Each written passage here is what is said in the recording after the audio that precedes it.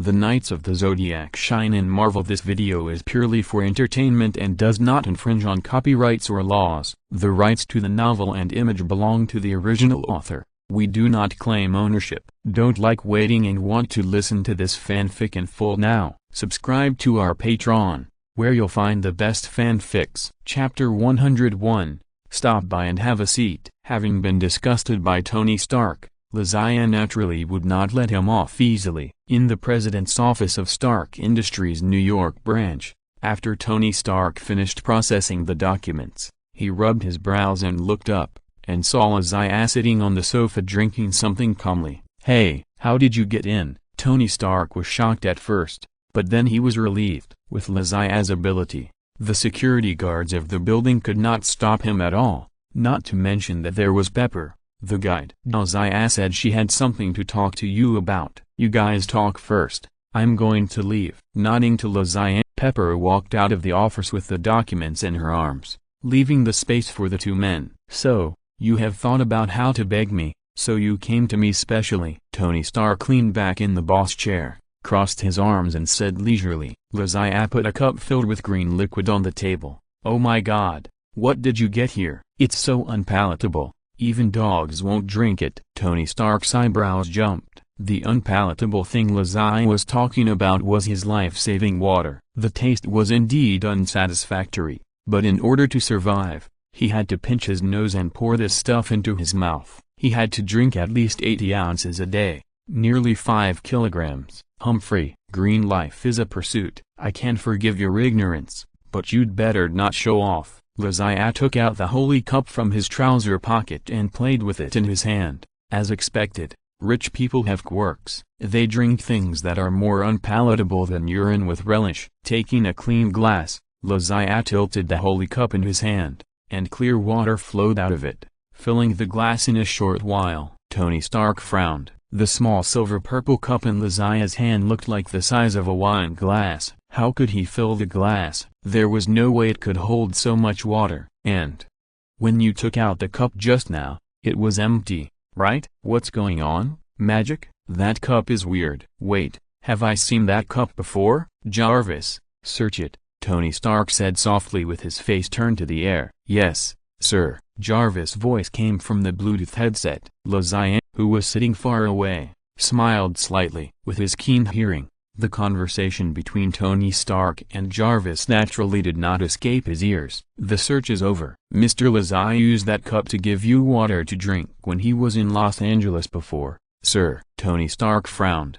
"Is it the time when I was attacked by Obadiah?" "Yes." Tony Stark recalled the situation at that time. "I remember that the water tasted a little strange, but it was magical." Lysia filled the second cup, put away the holy cup, picked up a glass cup himself, and made a gesture of invitation to Tony Stark. "Do you dare to drink a glass?" "Is this a challenge or an invitation?" Tony Stark stared at Lysia's eyes, trying to see something from them. Lysia shrugged, took a sip himself, and then slowly replied, "Gift, for a dying person. There is nothing he dare not try," and Lysia himself was drinking it, so Tony Stark believed that he would not poison himself in the water. Why not give it a try, if it is really as magical as the one he drank before? Standing up and walking over, Tony Stark picked up another glass and sat down on the sofa, staring at the glass, as if he was learning from Brother Shui to observe the difference between this glass of water and ordinary water. As it turned out, his observation ability was still a little poor, and he did not see any difference. "Cheers." Lysia raised the glass. Tony Stark did not respond, but put the glass to his mouth and took a sip gently. After the water entered the stomach and intestines, a magical feeling immediately spread throughout his body. "This may be an illusion," Tony Stark muttered to himself, and then drank the water in the glass in one breath. It was not an illusion. This water was really magical, and he could even clearly feel that the physical abnormalities caused by the toxin were rapidly subsiding. Without avoiding Lysia, Tony Stark took out the toxin detector and pressed his finger on it. "Blood toxins, 8%. Tony Stark was so shocked that he almost peed his pants. Ever since he used palladium, his blood toxicity has been rising. Although chlorophyll has slowed down this rising trend, the blood toxins have already exceeded 10% and are even close to 20%. However, after drinking this glass of water, his blood toxins have dropped back to the single-digit era. This is impossible. Is this water the holy water? Looking up, Tony Stark stared blankly at the half glass of water left in Lazia's hand. No matter who it is, as long as they can live, they will not be willing to die, let alone a narcissist like Tony Stark who owns an entire business empire and thinks that he has solved the contradictions between the East and the West and curbed the occurrence of wars, and feels that the whole world is trembling at his feet. Lazia smiled and raised the glass in his hand. Do you know the difference between the word cheers in the East and the West? Here in your country, cheers is just a polite toast. You can drink as much as you want. But in China, if you say cheers, you must drink it all. And you drank it all with such sincerity. How can I be so casual? Cheers. Gulp. Lazia drank the wine in the glass and slammed the glass on the table. Great. Hiccup. Well, I just passed by here today and came in to sit down, and by the way, I saw if you were dead. Now it's okay, I'm leaving, Lazia said and prepared to get up and leave. Wait a minute. Tony Stark stretched out his hand to stop Lazia. The cup just now? This one? Lazia took out the holy cloth cup and shook it gently in his hand. Tony Stark stared at the cracked cup and said in a deep voice, I need it. I know. Lazia nodded. So I came. Then name a price. No matter how much it is, I must get it. Tony Stark smiled. His tone revealed a determination to get it. He believed that if there was something in this world, he would be able to buy it with his financial resources. Lazia shook his head. I'm sorry, this is not for sale. Maybe in your eyes, it's just a cup with a little magical power. But to me, he is my friend, a partner that I can't give up. Him? Tony Stark noticed the words Lazia used. He was different from him. That's right, him. He is alive, my most precious treasure. So please forgive me for not selling him, no matter how rich you are. Lazia stood up and put on a playful smile on his face. Keep drinking your chlorophyll that even dogs don't like to drink, Mr. Shitbig.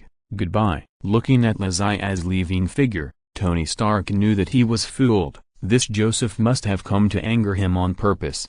The more he thought about it, the angrier he got. Lazia, with her back turned, smiled and waved. I like the way you are so cruel to me, but you can't get rid of me. Chapter 102 The Roaring Wind. On the way back, Lazia's thoughts were particularly clear. It felt so damn good to tease a rich man. Tony Stark believed that he could do whatever he wanted if he had money. Today, I will show you that money is not everything. As they were walking, the quarrel between several naughty kids on the roadside caught Lazia's attention. You are wrong. I think the most powerful one is Iron Man, a naughty kid said in a muffled voice, wearing an Iron Man helmet toy on his head. Iron Man? The other children immediately sneered. I've never heard of him.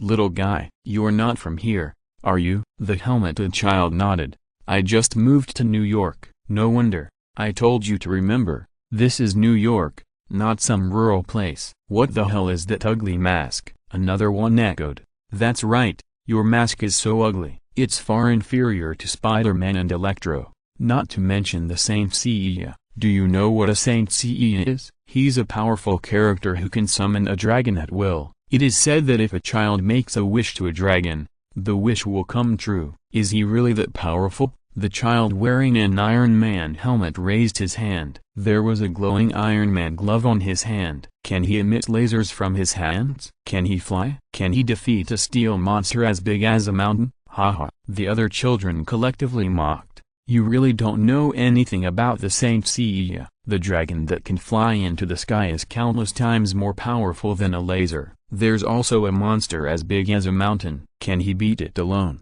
The child looked at his fingers, then stretched out all 10 of them. He can beat 8 people by himself. I don't believe it. The child in the helmet shook his head. You can't even count your fingers. If I believe you, wouldn't I be more stupid than you? Fool. Several children left together, laughing and leaving the child in the helmet. Is that the new friend you made just now? A charming young woman walked over and tapped the child's helmet gently. The child in the helmet shook his head. Iron Man doesn't need friends. The young woman squatted down and smiled. It's not that Iron Man doesn't need friends, but only by becoming a superhero can you become Iron Man's friend. Then if I become the Saint Seiya they say, "Can I be Iron Man's friend?" the child asked naively. "Becoming Spider-Man is also okay." Patting the child on the shoulder, the young woman stood up and took his hand.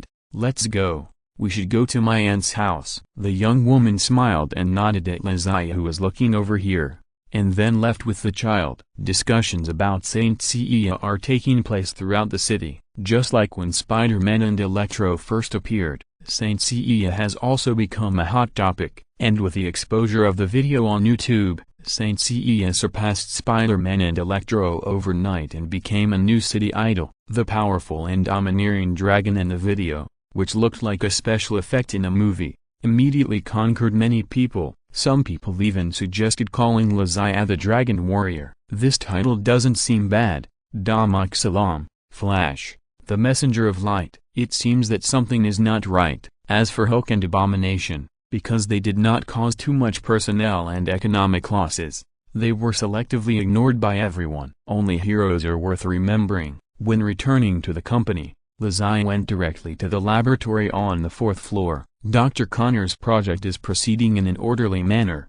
Dozens of newly hired people are busy working under the leadership of Gwen. Gwen is now Dr. Connor's chief assistant. Many tasks in the laboratory need her to arrange, so there is no time to go to the city with Parker and others to brush up her reputation. The time that was finally squeezed out was used to squeeze Lizzie. Before Dr. Connor's project started, Lizzie thought it was very simple, just to breed a few lizards, and then draw some blood to extract some serum. But after it really started, he found that there were many processes to be done, and each process was very cumbersome. Scientific research projects are really not something that ordinary people can do. Lizzie didn't help much in the laboratory, but instead raised Gwen's body temperature, heartbeat and humidity by several levels. In the end, he was directly driven out by the limp Gwen. If he continued to stay, Gwen was afraid that she would not be able to help but squeeze him. Lizzie returned to the office alone and just sat down. Felicio pushed the door and walked in. In the afternoon, we received an invitation letter from the Stark Industrial Expo. They invited us to attend the opening ceremony of the expo next week. Felicia was originally a secretary. It happened that Lizzie had not found a satisfactory secretary for the time being, so she asked her to help take on the part-time job. Anyway, she came here, except for helping Harry supervise the progress of the serum development. There was nothing else to do. Opening ceremony of the expo. Lizzie threw the invitation aside and said, "No, I'm not interested. I don't want to see the tough guy show off." Felicia didn't say anything. It didn't matter to her whether Lizzie went or not. Anyway, she didn't want to have anything to do with that old man Tony Stark. Even if she had to have a relationship, she would go to Harry, the young and rich young man. Of course, if it was Lizzie, who was sunny, handsome, tall and majestic,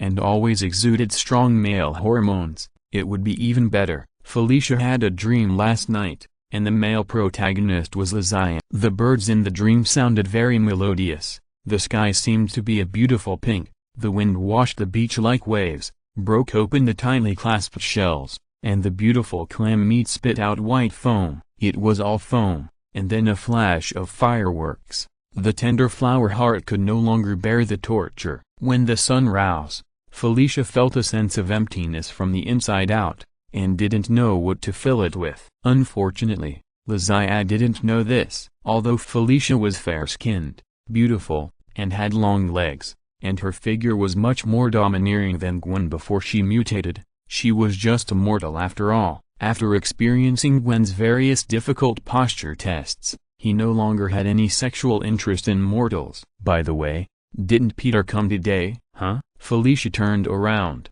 her face a little red. Oh, he came a little while at noon, and it seemed that there were guests at home, so he didn't stay for long and left. It seems that Parker is going to be absent from work today. Without Spider-Man, I don't know if New York can hold up today. Thank you Sad Moon for the reward. Thank you at this time Zooin for the reward. Chapter 103 Lava Hell. At night, Lizzie sat on the holy suitcase in a daze. Parker's absence from work allowed him to not go out to the city late at night, but to have plenty of time to study the secrets of the holy suitcase. So far, The holy suitcase has been abnormal 3 times. The first time was the holy suitcase microcosm at the beginning, which not only trained Lazia's body, but also taught him the technique of all things, developed his microcosm, and taught him the Lushan skills such as Yukianran dance, Lushan Sheng Longba, and burning clothes. The second time was the night when Lazia truly comprehended the microcosm. Tiger Lord appeared without warning,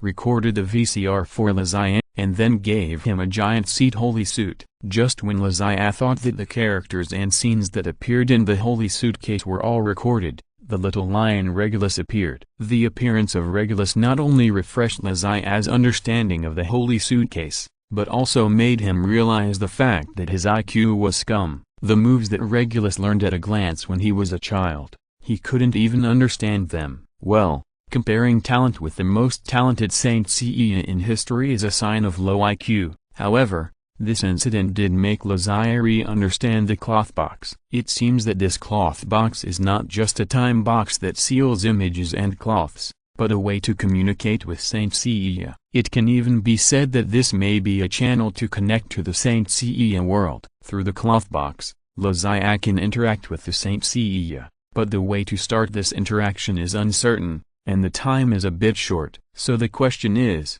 how to start it? When fighting with Mandarin, Lazia did not see the changes caused by his blood dripping on the cloth box.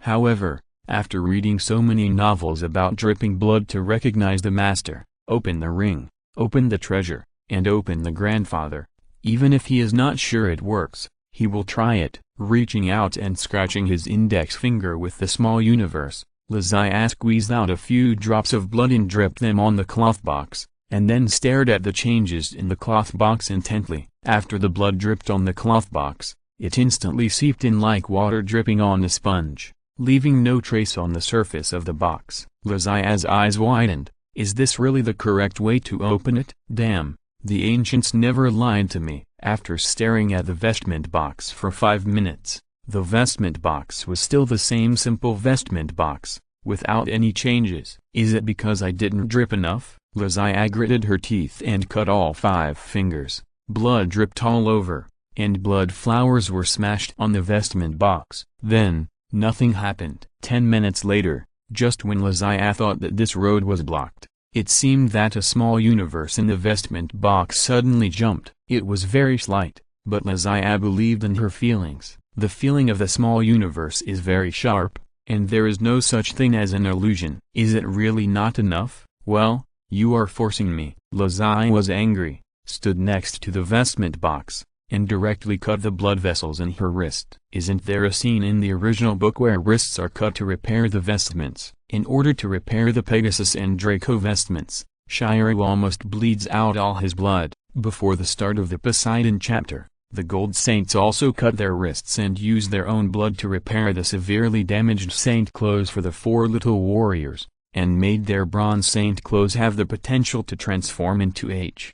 So when Lazia cut his wrist, he didn't have any psychological burden. What was the pain in the wind and rain? There was no precedent for the saints to die because of wrist bleeding. I'm sure I won't be the first. As the wrist was cut, the blood immediately flowed to the saint box like a stream, and soon the cover of the saint box was dyed red. The saint box was like a hungry and thirsty woman, greedily swallowing all the blood without even a burp. 10 minutes later, Lazia's body began to tremble a little, and he had to take out the saint cup to help recover. 20 minutes later, Lazia felt that the whole world began to drift a little. Even with the physique of the saint and the help of the saint cup, he couldn't hold on any longer. 30 minutes later, Lazia decisively used the small universe to seal the blood vessels at his wrist. If the blood continued to flow, he would really die. Lying on the holy cloth box with pale lips, Lazia was in a rage, but he didn't have the energy to get angry. Fuck you. You drank so much of my blood, you should give me some reaction, even a sound or a fart. If others see you like this, they will think I masturbated too much and passed out. I have such a good appetite that I can pass out by masturbating to a white box. The holy cloth box still didn't react, and there was not even a trace of blood on the lid. Damn, it wasn't really my illusion just now. This doesn't make sense. Why do I feel like an idiot? Lazia forced himself to climb onto the holy cloth box, sat down on it, closed his eyes and began to use his small universe to recover himself. The night gradually deepened, and the stars in the sky began to twinkle. As the small universe burned, Lazia's body was slowly recovering, and his consciousness completely sank into his body. What Lazia didn't see was that, in front of him, at some point, a tall man with long lake blue hair suddenly appeared. This man had dark skin and a tall stature, about 1.9 meters tall, and a strong and well-proportioned body, which made people feel comfortable and safe. The most eye-catching thing was his hair. His long bangs covered most of his face, and his long hair that reached his knees behind him fluttered in the air without wind. Looking at Lazia's meditation, the corners of his mouth that were exposed to the outside slowly curled up, and his lips slightly lifted, revealing two fangs like a vampire. Then the man stretched out his right index finger and lightly touched Lazia's brow. Lazia's body paused, and then he trembled violently, and cold sweat instantly covered his whole body. Lazia was licking his wounds on the holy clothes box like a loser dog to recover himself. The recovery process was relatively smooth. Although the lost blood could not be replenished immediately, the power of the giant seed could greatly accelerate this process. While happily recovering from his injuries, a drastic change suddenly occurred in his consciousness space. Countless magma gushed out from nowhere, completely filling the entire space. Lazia's consciousness turned into a physical entity, surrounded by magma. Although the temperature of the magma exceeded 1000 degrees, Lazia was not panicked at first. His Suzaku back pattern itself is a fire attribute, and the temperature of natural fire is only higher than that of magma. With the protection of natural fire, he is confident that he will not be harmed by magma. In addition, the freezing air of the giant seat can also help him withstand high temperatures, so he should be as stable as an old dog. But when the magma surged to his body, he found that the Suzaku back pattern disappeared and the natural fire could not be generated. Although the microcosm can still be used, the freezing air of the giant seat cannot be used. He seemed to be abandoned by both fire and ice. In just a moment, he felt his skin was scorched, his muscles were burned, and even his bones were about to melt by the high temperature. Please support Chapter 104 Dark Chocolate. Enduring the unbearable pain, Lazia jumped up from the magma. Fortunately, it was just that the attributes of ice and fire could not be used, not that the microcosm had completely disappeared. Otherwise, he might have been buried in the magma. Who can tell me what the hell is going on? As his body rose in the air, Lazia looked at the magma that stretched as far as the eye could see, and he felt like he had just been fucked by a dog. The space around him was terrifyingly large. Looking around, there was red and white boiling magma everywhere, and there was no place to land as far as the eye could see. After his body rose to the top, it began to fall rapidly under the action of gravity, and it seemed that he was about to fall into the magma again. Lazia spread his hands and pressed them under his body, and the power of the microcosm gushed out. Boom! The powerful power of the microcosm blasted a large pit more than 10 meters deep in the magma. Lazia followed this reaction force and flew into the air again. A ball of gas exploded behind Lazia, who flew into the air, and then his body rushed in one direction at a speed exceeding the speed of sound. When the momentum subsided and the body began to fall, another ball of gas exploded. After a while, the person flew dozens of kilometers away. For some reason, the world he was in turned into a sea of magma. Lazia wanted to go to the end of the sky to see if the world was really full of magma. A few minutes later, Lazia stopped. Although it was not long, he had flown hundreds of kilometers. If flying at the speed of sound for hundreds of kilometers still cannot reach the edge, then this question is worth thinking about. Is this magma sea too big, so big that Lazia cannot fly to the end, or the magma sea under his feet has never changed? This may be a little difficult to understand. For example, it is a ghost wall. When a person closes his eyes and walks in a vast space, he will appear to walk back to the original place after a large circle. Similar situations will also occur in the wild and fog at night. Lazia has reason to suspect that he is in a similar scene, and it is even possible that this seemingly unobstructed magma sea is a huge maze. Lazia kept swinging his hands downward quickly, relying on the reaction force to keep himself suspended in the air. Under him, magma pits kept exploding. Looking down at the magma sea below him, Lazia's microcosm began to spread out in all directions. He needed to find the culprit who was hiding somewhere and playing tricks on him with the maze. As the microcosm spread out, Lazia suddenly discovered that there was a powerful microcosm hidden under the magma. If the strength of Lazia's microcosm was considered as Firefly, then that microcosm was comparable to the sun. The difference was so obvious. What on earth is there under here? Could it be Searcher?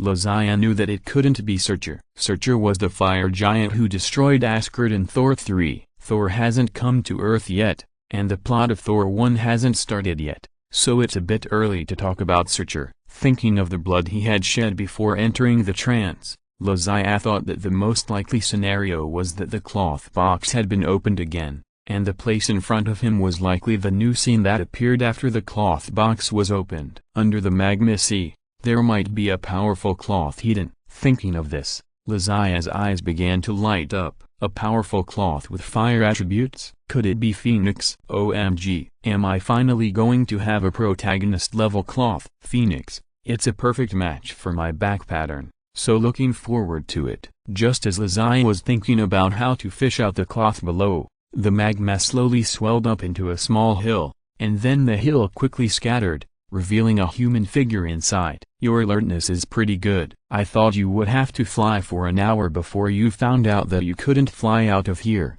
but I didn't expect you to find me so quickly. Looking at this figure, Lazia found that he had been wrong from the beginning. The one with a powerful microcosm is naturally a powerful Saint Seiya. Tall and strong figure, slightly ferocious expression, and that flying blue long hair. Are you Saga? Lazia found out she was wrong again after saying that. Although this look is somewhat similar to Saga, when has the blue-haired Saga's face ever been ferocious? It has always been as blue and melancholy as the Mediterranean Sea. And compared to Saga, this person's skin is too dark. There are also Dako who appeared before, Shui Jing in the memory of the Holy Cloth, and Regulus who punched Mandan at the speed of lightning. They are all gold saints in the previous Holy War. So, with the dark skin, flying blue hair, and this expression, the identity of this person is obvious. The ghost of Cannon Island. The corners of the ghost's mouth slowly curled up. It seems you know me. Lazia nodded. The ghost of Cannon Island is said to be a powerful man who dares not erupt a volcano with a roar, and it is rumored that the ghost of Cannon Island eats people. Well, the idea of eating people is purely fictional. The real identity of the ghost is the younger brother of the Gemini brothers of the previous generation of Gold Saints, Defteros, who is considered to be the evil star. Regarding the twins who are handsome and strong, but like to rebel, they always succeed in whitewashing themselves and become a person who doesn't care about the protagonist and despises the opponent. No matter who they are, they will be beaten to a pulp, and even if they die in battle, it will be earth-shattering. Their strength is unquestionable. No one knows where their upper limit will be if the twin brothers can join forces. Defteros is a saint born under the powerful Gemini. Even among the previous generation of gold saints who are generally stronger than the original, his strength is among the best. In Hades mythology LC, the younger brother of Gemini, Defteros, was considered an evil star since birth and lived under the protection of his brother Aspros. Later, Aspros, the elder brother who became the Gemini Gold Saint, used the Phantom Demon Emperor Fist to control his younger brother to pretend to be himself and assassinate the Pope. Unfortunately, the effect of the Phantom Demon Emperor Fist was lifted by Virgo Asmita, later translated as I think, but Asmita is still more convenient. In order to prevent his brother from going astray, the recovered Defteros decided to transform into a demon and kill his brother Aspros himself. After that, Aspros lived as a demon in Cannon Island, the healing sanctuary of the Saint Seiya, until the Holy War began and Asmita and others died in battle. Then he put on the holy clothes and became the Gemini Gold Saint. The protagonist of LC, Pegasus, once came to Cannon Island to seek a way to become stronger. Defteros appeared as a demon and controlled the magma to let him master the method of strengthening the microcosm. Since you know me, you should also know my training method. I won't say any more nonsense. Let's start now. Defteros raised his hand casually, and the magma below quickly rushed into the sky, wrapping Lazai in it. No matter how he dodged left and right, he couldn't get out. I'm not Regulus. Since you are willing to summon me with blood that is hundreds of times more than the specified dosage, I will naturally be responsible for your determination. Within 3 days, I will make you reborn. Skin and bone me, Lazai shouted in the lava. There is only one chapter today, and I owe 2 chapters. I had something to do at home last night, so I slept for 3 hours and couldn't hold on any longer. Chapter 105 Previous Generation Gold. Duff. This guy, couldn't he have some sequelae from Az's Huanlong Demon Emperor Fist? He's not thinking straight. What do you mean by a few hundred times the limited dose? Come on, big brother, did I volunteer? Senior Deftros, you're a little too fast. Didn't Danma learn to control the magma ball with his hands first? Why did I start with the second level difficulty? No matter what, you should give me 3 days to get familiar with controlling the microcosm with my hands, and then throw myself into the magma and come out alive? Lazai dodged left and right in the magma, using the pressure of his fists to create a gap in the magma, and then hid in the gap while shouting with his teeth bared. Deftros's eyebrows twitched. I didn't expect that you knew so much. Since you know so much, you should understand the meaning of my test. It may be a little early for you now, but this world is different from our world. There are too many dangers. You must have some self-protection ability here, even if you are lucky enough to be able to use it once in danger. The situation last time must never be allowed to happen again. Since you're a Saint Seiya, in addition to inheriting the strength of the Saint Seiya, you must also inherit the pride of the Saint Seiya. If anyone who relies on external forces can defeat you, then what's the point of all of us working so hard? In the magma, Lazai's heart was a little overwhelmed. There was a lot of information in Brother Chocolate's words. In the LC comics, Pegasus went to Defteros to ask for training when the Holy War was halfway through. Pisces Apaka died. Virgo Ashmita died. Taurus Haskar died. Capricorn Elcid died. Pope Sage and Cancer Menegat died. In particular, Pegasus's master Libra Daco, in order to create a chance for Pegasus and Shin to escape, fought Hades alone with his bare chest, and then died. Of course, it is impossible for Tora, who holds the gold medal of immunity from death, to die. He was saved by Kaguya and sent to Cannon Island to recover. So Kaguya was not a villain from the beginning? As a rookie, Pegasus saw powerful saints fighting for their lives in the Holy War, and the strength of Hades and the Pluto army made Pegasus feel powerless and useless. In order to comprehend a stronger realm and to gain power that can rival Hades, Pegasus came to Cannon Island under the guidance of Aquarius Dieter. In the end, with the help of Defteros, Pegasus briefly comprehended the power to stop the eruption of the volcano. The seventh sense. Perhaps someone will say that the seventh sense is so exaggerated, but it is just to stop the eruption of the volcano, which is too weak. Again, it is countless times more difficult to protect than to destroy. Pegasus can use the microcosm to stop the eruption of the volcano without harming the residents of Cannon Island, which is countless times more difficult than simply punching the volcano into ash. So, the meaning of Defteros's first sentence is to let Lazai comprehend the seventh sense. Even if he can't comprehend it completely, he should at least feel that realm and retain the possibility of being able to explode and counterattack in desperate situations. The seventh sense can move at the speed of light, truly comprehend the ability to destroy atoms, and is a powerful strength to explode stars at will. If he really comprehends the seventh sense, let alone a Mandarin who relies on the Ten Commandments, even if the Avengers come together, Lazai is not afraid. After all, this is just the Marvel Cinematic Universe. The second sentence is also easy to understand. That is, Lazai was defeated by the Mandarin. Although Regulus came to the rescue that time, Lazai could not be so lucky every time, just meeting the conditions for opening the holy suitcase, and there would be a big man to come out to support. Many times, many things still have to rely on oneself. The most interesting thing is the third sentence. We work hard to do these. Who are these people, and what do they do? These people should be the previous generation of 12 gold saints. According to the current story,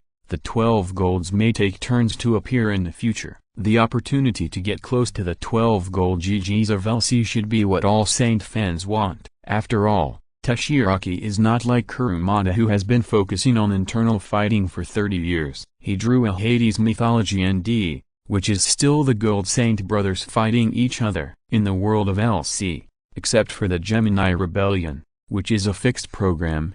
All other Gold Saints have positive images, including the aquatic duo and the rough Taurus in SS. They have become charming characters in LC. P.S. The CV of Taurus Haskert is the team leader. When watching the anime, I always feel that Taurus will pick his nose and roll his eyes in the next second. Of course, Sasha, the incarnation of Athena in LC, is countless times better than Saori in SS, and is more worthy of the loyalty of the Saints. Even Gemini Aspros, who is destined to have a rebellious plot, rebelled because of the bad deeds of the Hades Saint Yama. In contrast, in SS, half of the Saints died in the internal fight, and they were basically playing soy sauce in the Hades chapter. The Holy War basically relied on 5 little strong men with cheats, which was completely unworthy of the title of the strongest Gold Saints. Even Saga, who is known as a demigod, did he contribute to the Holy War? No. With their noble personality, charm, perfect body proportions and handsome style, LC's previous generation of Gold Saints can be said to be the most likable in all the Saint Seiya series. And now, Lazai has the opportunity to meet all these GGs.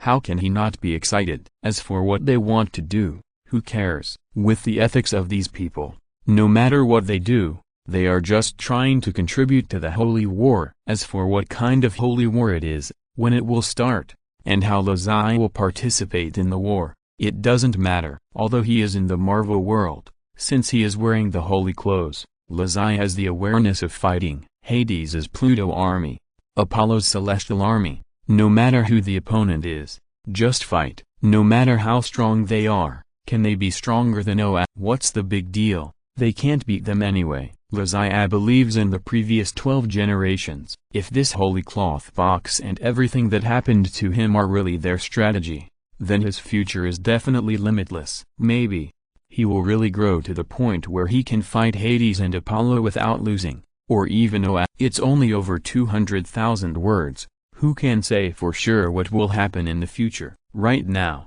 it's more important to pass the test of Deftros. Thank you for the reward. My computer is broken, and I'm not used to using a tablet. It took me 3 hours to write this chapter. Is it necessary to write such a small thing in 3 hours? I really admire myself. Everyone, go to bed first. There will be more later. It may be late. You can get up at noon tomorrow and read it. Chapter 106, Taking a Lava Bath. It is actually a very simple thing to move freely in the magma without being afraid of being burned. Just trap the power of the microcosm around your body and isolate the high temperature of the magma. It is simple to say, but it is not so easy to do. The energy of the microcosm is the energy contained in the human body, similar to the Big Bang. Therefore, the energy of the microcosm is violent. It is not a simple thing to subdue it and let it quietly wrap around the whole body. This is also the reason why the saints are basically high in attack and low in defense. There are very few saints like Ares who can use the telekinesis of the microcosm to defend.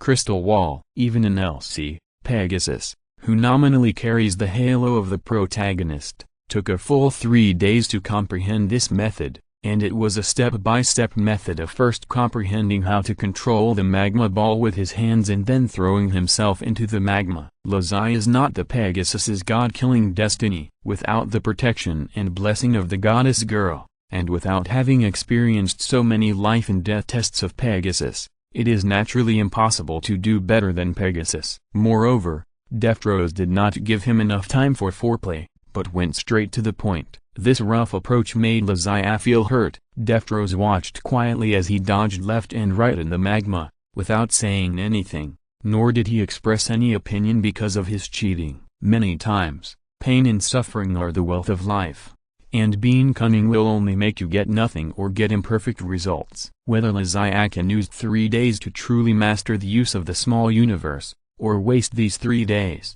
depends entirely on himself. The opportunity was given by Deftros, but he would not cook the meal and then chew it up and feed it to Lazai. How much he can absorb depends on Lazia's own luck. Fortunately, Lazia did not go too far on the wrong path. When he found that the current method could not play any role in improving his realm except temporarily protecting himself from the harm of the magma, he finally woke up. Escape cannot solve any problem. If you want to improve your realm and increase your strength, you can only face difficulties and face them head-on, no matter whether it is difficult or not. There is only one word: go. Because his body cannot withstand the high temperature of magma, Lazia cannot jump directly into the magma sea at the risk of his life. He needs to learn the method of Tanma and master the ability to control magma with his hands. While continuing to use fist pressure to create a space for evasion, Lazia stretched out his left hand and began to try to strengthen the small universe in his hand. The strength of the small universe depends on the heart and exists in the body. If you use your heart to improve it, you can burst out the potential power in your body. So if you want to improve your small universe, you must first believe that you can really improve your small universe. As long as you deceive yourself, you deceive the whole world. Saint Seiya can use the small universe to generate fist pressure. Fist pressure is a form similar to the flow of energy, similar to the air of the universe. It can be attached to the surface of the body and can also be released. If you want to control magma with your hands, you must first attach the fist pressure to the surface of the magma, and then use your hands to grasp it. This is a process of getting familiar with power, and this process must be slow. While avoiding the erosion of magma, Lazia also had to get familiar with the use of fist pressure. This difficulty is more than twice as difficult as Tanma. Fortunately, with the chi of the all-seeing world as a foundation, Lazia had already mastered the method of filling the whole body with chi and covering the surface of the body when he was refining the Mo-yi. Now, it's just that the chi has been replaced by the small universe. The small universe is more violent and more difficult to control than the natural chi, but once you master it, you can master it. The methods are similar, and the rest is just to brush up your proficiency. 2 days have passed, and Lazia is still dodging in the magma. The difference is that a magma ball has formed at his left hand. Even if his body is constantly moving in a large range, the magma ball is still firmly held in his hand, without any signs of breaking. In 2 days, Lazia mastered the method of playing with magma in a higher difficulty mode, 1 day less than Tanma. Looking at Lazia in the magma, Deftros showed a barely perceptible smile on his face, and then disappeared. As expected, what Tong-U said is right. Although the combat power of the all-seeing is not outstanding, it is a very good auxiliary skill. It seems that it is a correct choice to let this kid practice the all-seeing from the beginning. But, Deftros actually had some doubts in his heart. Is it evil to use the all-seeing to assist the Cosmo? Should the Saint Seiya be loyal to the Cosmo and not have any distractions? Deftros himself couldn't say clearly about this matter. Although Tong-U's strength at the bottom among the Gold Saints also explained some problems, he was only 18 years old after all. He was a little brother in the Gold Sequence, only a few years older than the Little Lion, but his talent was much worse than that of the Little Lion. Let's practice like this for the time being, just as you Chinese have characteristics. Deftros had never practiced the all-seeing, so he couldn't give a definite opinion, so he had to do it this way for now and leave everything to time. Senior, did you see that? I did it. Lazia used both hands to control the magma that was wrapped around her and turned it into 2 magma balls, holding them in her hands, revealing her own figure, and then she shouted excitedly, like a primary school student who scored 300 points on the test and was eager to get praise from his parents. Deftros shook his head with a gloomy face. It's still a long way to go. Then Deftros waved his hand, and Lazia found that her movements suddenly froze, and her body couldn't move. Then, she fell into the magma sea with a plop like a weight. This is the standard old-fashioned parental education method, always making children feel that they are not good enough, stimulating their competitive spirit, and striving to do better. If the current educational concept advocates the so-called education of love, Deftros would definitely shout with a smile on his face, "Great, our Zai is the best." The style of the painting is seriously inconsistent. In the magma, although Lazia's body could not move, her small universe was quickly controlled to move, starting from covering her hands, and soon wrapped up her whole body. isolating the high-temperature magma from the outside. The microcosm covering his entire body was only a light layer, and even if you didn't look carefully, you couldn't find it on the surface. From a distance, it looked like Lazia's body was directly immersed in the magma, like taking a magma bath. Lazia jumped out of the magma excitedly, with a smile on his face. "Senior, I have already handled the magma. Do you think you can teach me a trick as a reward, such as the galaxy starburst?" "Handle the magma," I said. "You are still far from it." As soon as Dextrose finished speaking, the surrounding magma sea suddenly receded like a low tide, and soon a circular volcano several hundred meters high was revealed. The crater was still emitting thick smoke, as if it was about to erupt at any time. Chapter 107 Black Rock Explosion. The lava receded, revealing not only a volcano, but also a village at the foot of the volcano. Standing on the top of the mountain and looking down, there were many villagers living in the village, including the elderly and children. What surprised Lazia even more was that he was very familiar with the faces of those villagers. A white-haired old woman was Grandma Joan, and the people around her were the children from the orphanage. Le Bing was naturally among them, and she seemed to see the figures on the top of the mountain and waved over here. Before Lazia could ask, Dextrose spoke in a deep voice. "This volcano may erupt at any time. If you want to save the people in the village below, try to stop the eruption." After saying that, Dextrose did not give Lazia a chance to ask questions, and his body quickly vanished, leaving Lazia alone standing in the crater where the smoke was getting thicker and the temperature was getting higher and higher, and it could erupt at any time. Looking at the familiar faces at the foot of the mountain, Lazia frowned. Those people must be fake.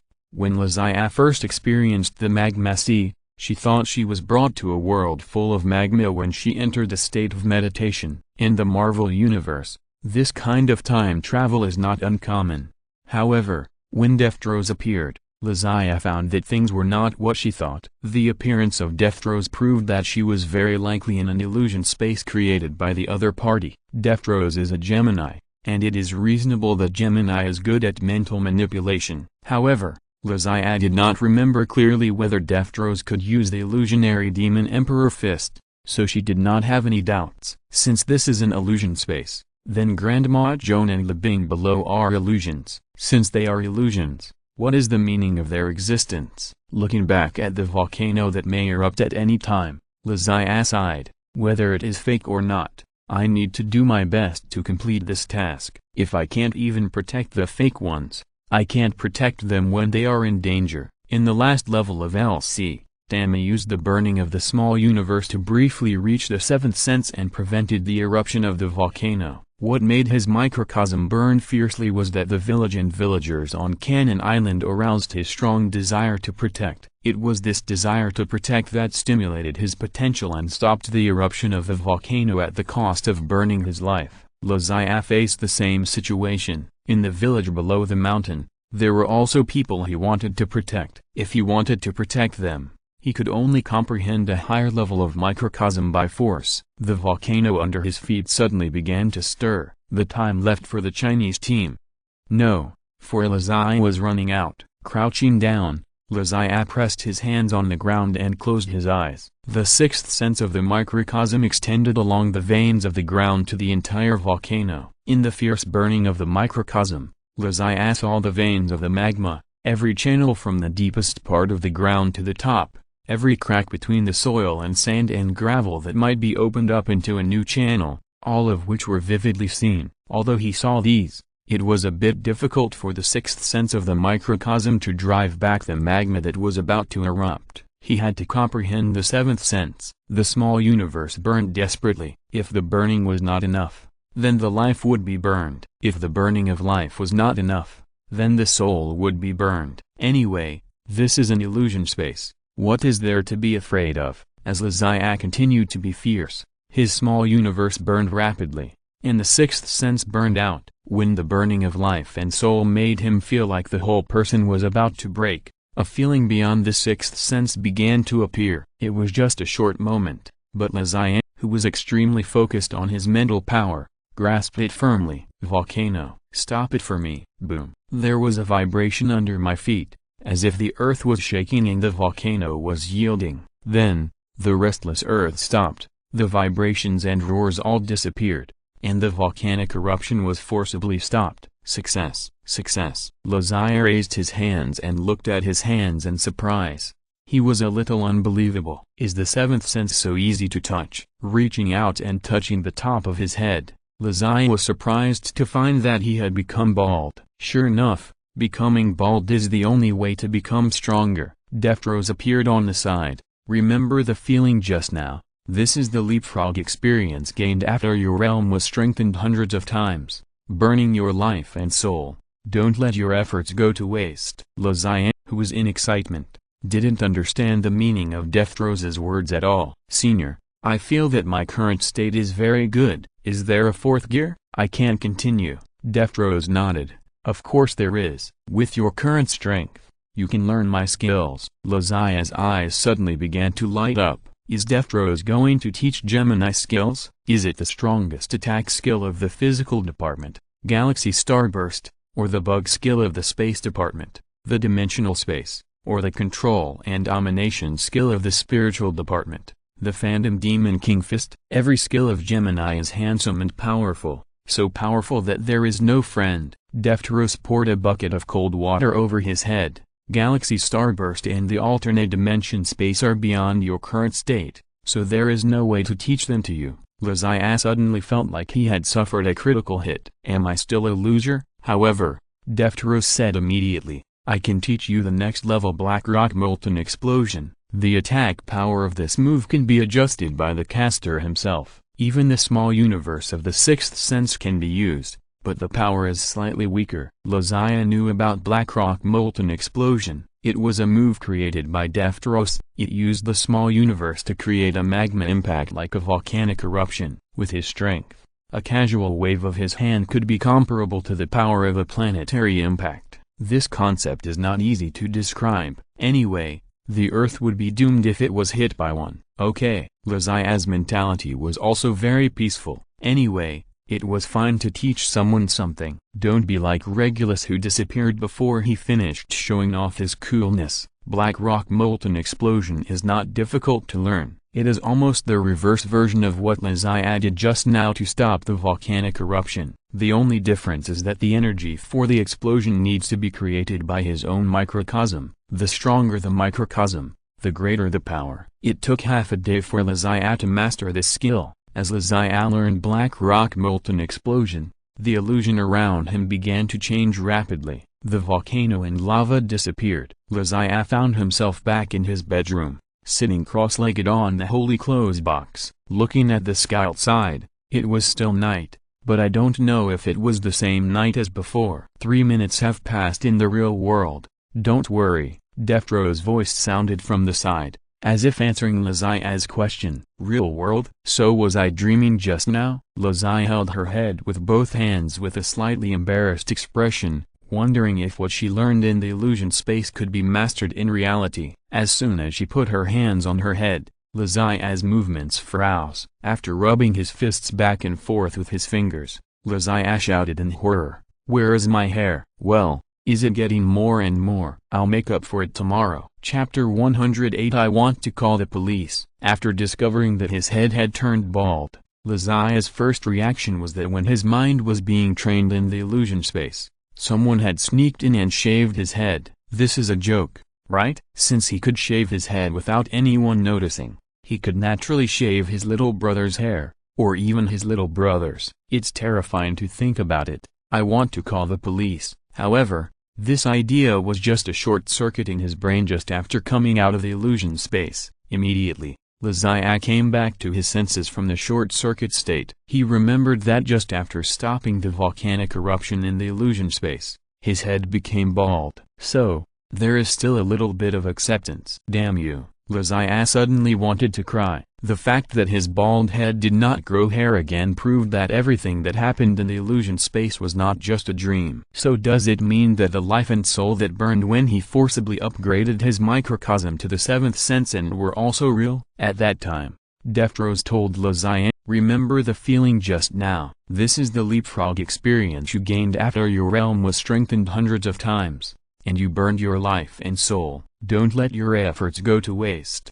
So, although this space was an illusion created by Deftros, and the existence of Grandma Joan and Libing were also illusions, everything that happened to Lazai was real. Unfortunately, Lazai didn't realize the seriousness of the matter at that time. He simply thought it was just a dream. Don't worry, this is just the sequelae of burning life. The more serious ones are still to come. You must be mentally prepared. Deftros ruthlessly made up for it on the side. The sequelae of burning life is hair loss. So what are the sequelae of burning soul? Losing the penis, shrinking the penis into the abdomen. Midgudasai. Deftros didn't seem to notice Lazai's sadness, and continued coldly, there are many things that I'm telling you now, and you may not remember them, so I won't waste my time. Remember your mission, and don't let us down. After saying that, Deftros stretched out his right index finger and pointed it at Lazai's forehead. Lazai stared blankly at the index finger that appeared in front of her eyes in an instant, and there was no way to avoid it. Brother, you're still here, my jing. Lazai's mind was stunned by a sharp pain, and for a moment it seemed as if the sun and the moon turned upside down, the earth turned upside down, and the whole world was about to collapse. After a long time, the feeling of pain disappeared, and Lazai collapsed on the ground, his whole body limp, feeling that everything was boring. Is it finally over? Lazai opened his eyes and looked at the familiar ceiling. His mind was blank. Who am I? Where am I? What am I doing? Lazai touched his forehead and sat up from the ground, and his memory gradually emerged. My name is Lazai. I'm a Saint Seiya in the Marvel world. I just had a big fight with Hulk, and then, who brought me back? Didn't I have a wild fight with Hulk in the suburbs? And, Lazai's eyes widened suddenly. Who the hell shaved my hair? Lazai was angry. If this person could shave his head, he could naturally shave his little brother's hair, even his little brother. Thinking about it carefully, Lazai stopped when he took out his mobile phone and was about to call the police. It seems that I did it myself. When did it happen? Why can't I remember it? The extreme fatigue of the body made Lazai have no energy to untangle these things. He climbed onto the bed and fell asleep. While Lazai was sleeping, someone couldn't sleep all night. Tony Stark was lying on his 10-square-meter bed. This big bed that didn't appear in the movie was the battlefield when he galloped on his horse. When he fought 10 people alone, he didn't feel crowded at all. Unfortunately, there was no foreign horse for Tony Stark to ride at this time. Tony Stark had no interest in riding a horse. All his energy was spent on thinking about Lazai's cracked holy cup. After Lazai left during the day, Tony Stark asked Jarvis to take the remaining water and the cup for testing. If he could find out the ingredients that reduced his poisoning, maybe he wouldn't have to beg Lazai humbly. Unfortunately, the test results were not ideal. Jarvis did not test any substances that might have an effect on the toxins in the water, and there were even very few minerals. It was basically just a cup of distilled water. This is a bit interesting. A cup of distilled water reduced the blood toxin content by more than 10 percentage points. Why did I drink those chlorophyll juices that dogs didn't want to drink before? Tony Stark bit his nails and frowned tightly. It seems that I have to ask that annoying guy for help. I'm really unwilling.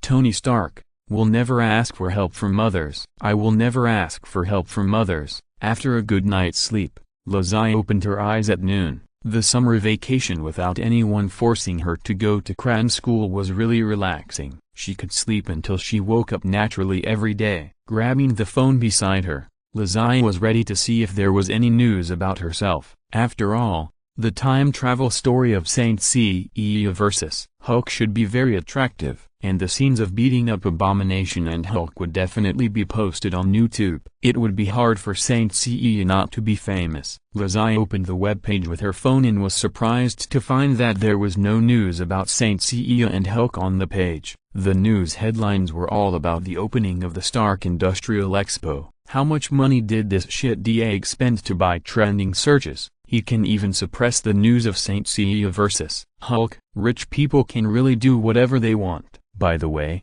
if the Stark Industrial Expo is about to open, then will the plot of Iron Man 2 begin? Stark's poison can no longer be suppressed. Yes, it's not too much to make $1 billion from him using his father's new element idea. Who asked you to steal my headlines? Wait, before the new element is announced, we should use the Holy Grail to trick him. Yes, a glass of water sells for 100 million. In that case, selling the new element for 1 billion seems to be too much of a loss. Just thinking about it, the phone rang. Zodiac laughed when he saw it. Speak of the devil, and here he is. Zodiac actually came to the door to find a trap. Hello, who are you? Zodiac answered the phone, pretending that she didn't have the phone number saved. The voice on the other end was obviously stunned for a moment, but soon returned to normal. Mr. Zodiac, I don't know if you have time. Regarding the water we drank yesterday, I have a cooperation plan here. I think we can find a time to discuss cooperation. People with the surname Stark will not ask for help from others. Tony finally thought of a compromise to save his face. Cooperation. That's right, it's cooperation. Zodiac produces water and Stark is responsible for sales. The cooperation between the two will surely be very pleasant. Tony Stark did not mention the cup again, which was a disguised admission of defeat. He thought he was very honest in saying this, but who knew that Zodiac on the other end of the phone was actually pretending. Yesterday? Did we meet yesterday? Tony Stark almost crushed the LCD screen in his hand. Hollywood should really invite you to act. Your acting skills are much better than Robert Downey Jr. If you're listening to this novel on a channel other than Fanfic World, it means they downloaded and uploaded it without effort. We cordially invite you to visit our channel, Mundo Fanfic Novelist. There you'll find the original version of this story and you can explore many other novels of various genres. We're waiting for you to immerse yourself in a world of incredible novels. Chapter 109. Let's talk about cooperation. Tony Stark tried to suppress his anger and keep his tone calm. Mr. Zodiac, I came here with sincerity, whether you are willing to cooperate or not. Stark Industries and I deserve a fair dialogue environment. I hope you will stop playing dumb. You know how important this cooperation is to me. Zodiac tried hard to recall what happened yesterday. He was squeezed by Gwen during the day, beat up the Abomination and had a fight with Hulk at night, and then he was sent back by someone and shaved his head by himself. Shave your head in a dream? Zodiac touched his bald forehead. However, from what Tony Stark said, the two did meet yesterday and drank a glass of water together. It was obviously because of the water that he could call in a calm tone, otherwise, he would definitely mock and arouse hatred as soon as he opened his mouth. Zodiac took off his phone and looked at the date on it, and was stunned. The phone showed that it was the 21st, but he clearly remembered that it was the 19th when he fought with Hulk. Then the question is, what about number 20 in the middle? Was it eaten by the dog? So, I have lost my memory. Wait a minute. Zodiac hung up the phone directly and called Parker. Hello, Zodiac, is there something you want to talk to me about? Soon, Parker's voice sounded with the noisy music. Peter, after driving Hulk away last night, you sent me back, right? Zodiac asked quickly. Yesterday? You mean in the early morning yesterday? Yes, Max and I took you back, Parker replied. What's wrong? Is there anything? In the early morning yesterday, that means it did happen the night before yesterday. Zodiac hung up the phone directly. Parker on the other side listened to the busy tone on the phone inexplicably and shook his head helplessly. This guy, what the hell is going on? Brother, let's go play on the pirate ship. A little kid next to him pulled Parker's pants. Parker frowned and squatted down, tapping the mask of the child with his hand. Do you really want to keep wearing this thing? You look a bit like a weirdo, you know. The little boy wearing the Iron Man mask shook his head. I don't care. I want everyone in New York to know the existence of Iron Man. Parker shook his head helplessly. Okay, as long as you want. After hanging up Parker's call, Zodiac finally confirmed one thing. It seems that something is really wrong with her. She has no memory of what happened on the 20th. Touching her smooth lower back, Zodiac breathed a sigh of relief. Fortunately, her waist is still there. It seems that there is no other change except that her head has become bald. Her small universe is still there, and her realm seems to be a little higher than before. Could it be that she has been practicing the small universe to the point of obsession and lost her memory? Zodiac mobilized the small universe in her body and prepared to test the skills of ice and fire. Suddenly, she found that there seemed to be something more in her mind. Spreading out his palm, A magma ball slowly appeared in his hand. Lazia knew the name and origin of this move very well. It was the self-created skill of the previous generation of Gemini Gold Saint Deftros. Black Rock Molten Explosion. So, is the cause of amnesia related to Deftros? So Deftros appeared last night? This guy didn't do anything bad to my brain. This feeling of losing a very important thing, but not knowing what it is simply too uncomfortable. The phone rang again. Seeing that it was Tony Stark's call, Lazia picked up the phone. "Hello, Mr. Lazia." "Talk about cooperation, right?" Lazia interrupted Tony Stark. "Okay, but I need you to do me a favor." Half an hour later, a Rolls-Royce stopped at the door of the Holy Grail Company building. The driver was a burly fat man, Happy Hogan. The car soon arrived at the New York branch of Stark Industries, and Tony Stark personally greeted him at the door. The employees of Stark Industries were very curious about who this person was who was picked up by the president's car and greeted by the president himself. Sometimes, looking at people through tinted glasses can really lead to different results. Lazia's slightly depressed expression and slightly wrinkled eyebrows were instantly interpreted by many young and ignorant girls as a melancholy temperament like the Aegean Sea. Coupled with his handsome face and fit body, he instantly captured the hearts of more than 24 girls. In the office, Tony Stark rejected Happy's offer of personal protection, leaving only him and Lazia. Happy glanced at Lazia, then gave Tony Stark a reassuring look. "I'll be outside. Call me anytime if you need anything." "Is Jarvis here?" Lazia looked up and asked. "Help me adjust the cameras to see what I did yesterday." "Don't tell me you can't do it." Jarvis' voice rang out in the room. "Mr. Lazia, checking personal privacy is not within the scope of my program settings." "Is this what you said you need my help with?" Tony Stark didn't quite understand Lazia's request, but he didn't ask too much. "Do you need me to step aside?" "It's not a good thing for a robot to lie." Lazia shrugged. "Old Gia, start." "Robots don't lie," Jarvis argued. Tony Stark clapped his hands.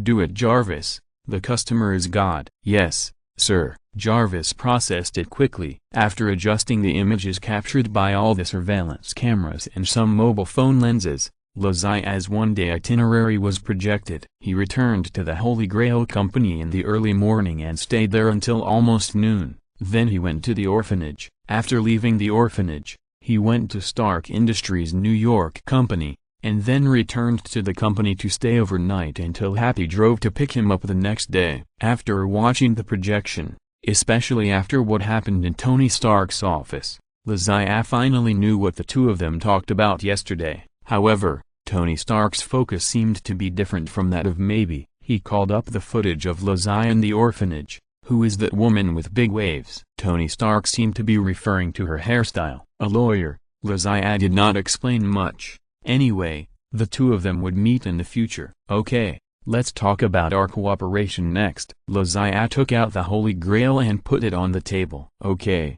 Tony Stark did not hide his desire for the Holy Grail in his eyes. "What do you want from me?" Lazia did not say anything more. "The water in this cup can only delay your symptoms." "Do you want to really get rid of the palladium element?" Tony Stark was stunned.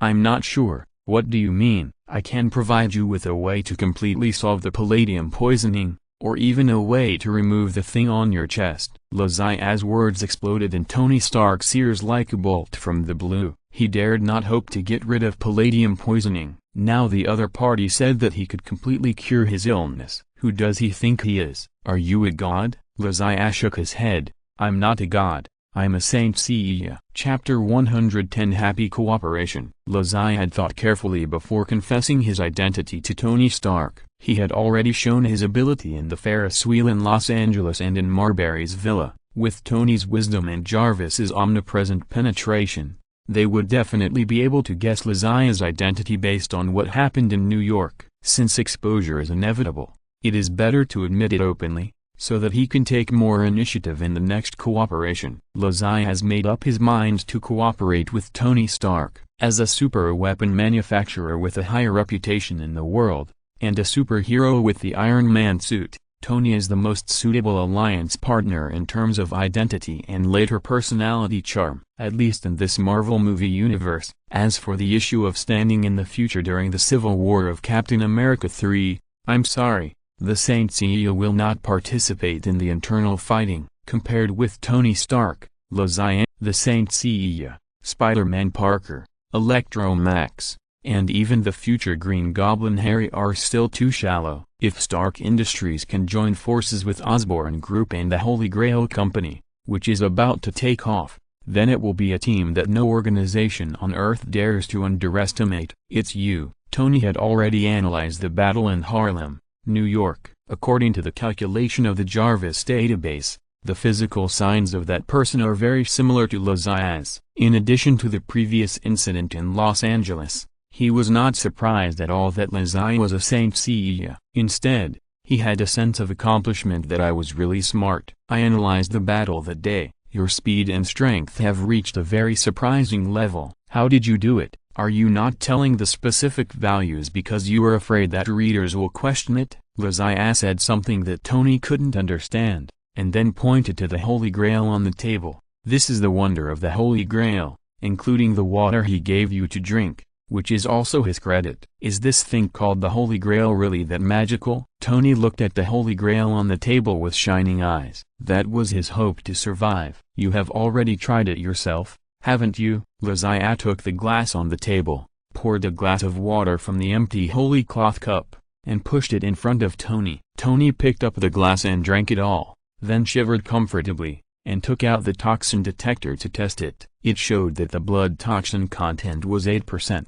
When he tested it in the morning, the toxin content had exceeded 10%, and it returned to single digits again. It can turn a glass of distilled water into a magical medicine for curing diseases. This holy cloth is really a magical thing. Do you still have such a holy cloth? Can I? Lazia shook his head.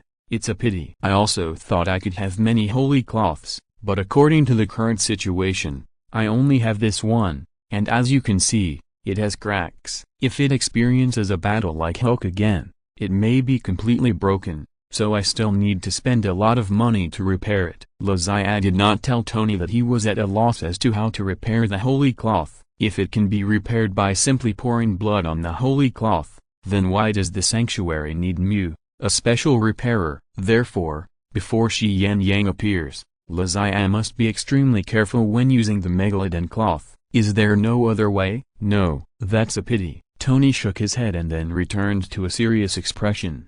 In that case, let's talk about cooperation. I'm very curious about the method you mentioned that can completely cure me, although it sounds like you are talking nonsense. Okay, Lazia also changed to a serious expression. My conditions are very simple. If I can provide you with a method that can truly cure you, I don't need direct cash compensation as a reward. I want to exchange shares of Holy Grail Company with your Stark Industries. Oh? Tony frowned.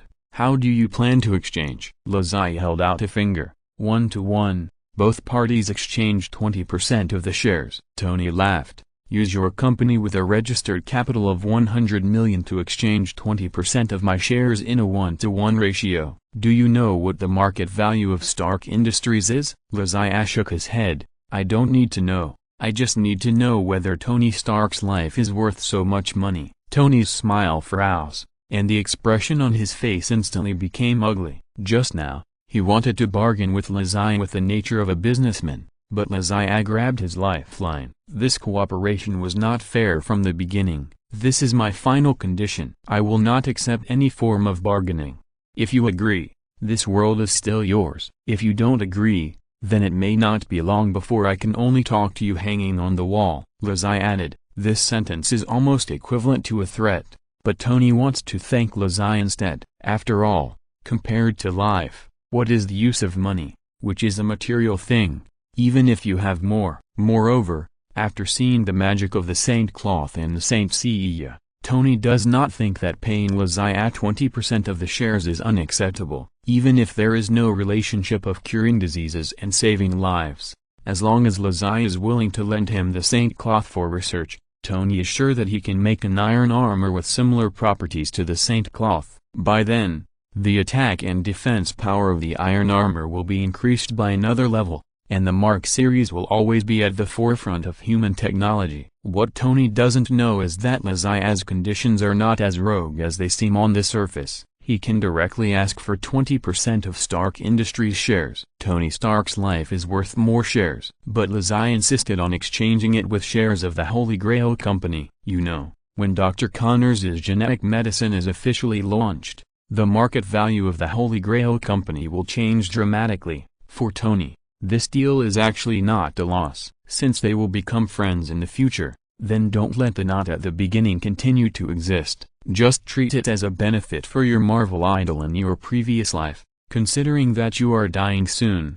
It is hard to imagine that Lazai, who has always had a bad attitude towards Tony Stark, once liked Iron Man the most. Soon, Jarvis drafted the agreement, and Lazai and Tony signed a copy of it, and their cooperation was officially legally binding. Okay, after signing, the two shook hands politely. Although they used to dislike each other very much, from today on, there will be a bond between Iron Man Tony Stark and Saint Seiya Lazai. Although the initial form of this bond is not good. 1 chapter to pay off the debt, 2 chapters to owe. Chapter 111 Goddess Oracle. Okay, the agreement has been signed. Can you tell me how to solve the problem of palladium poisoning? Tony was somewhat resentful of having given up so many shares for no reason, so his tone was not very friendly. Lazai naturally didn't care about these things. No matter what would happen in the future, at least he got a great bargain now. 20% of Stark Industries shares were worth at least tens of billions of dollars. To put it bluntly, after Lazai got the shares, his net worth would instantly exceed that of Ma Bubba. No, it was only 2009. And Ma Bubba was not yet a father. At this time, the real estate and internet in China were not as explosive as they would be 10 years later, and the assets of the richest man did not seem to exceed $10 billion. How could Lazai, who was expected to return to China to be La's father, care about Tony's attitude? You're right. Lazai smiled and nodded. But before that, I want to introduce myself to you. Tony frowned. You mean the Saint Seiya? Yes. Lazai stood up, walked to the open space next to him, and waved at the holy cloth cup on the table. Now I will formally introduce you to the Saint Seiya. As soon as the voice fell, the holy cloth cup flashed and flew into the air, quickly enlarged, and then exploded into pieces of protective gear and flew towards Lazai. Ding dang dang. Lazai finished dressing up the holy cloth. He also had a bald head, but he looked much more handsome than Kim Ian of Corvus in the holy cloth. Facts have proved that people with really good looks don't need a hairstyle to look good. Tony stared blankly at the process of the holy cloth automatically dressing, and he was infinitely yearning in his heart. He has been considering the portability of the Iron Man suit. For this reason,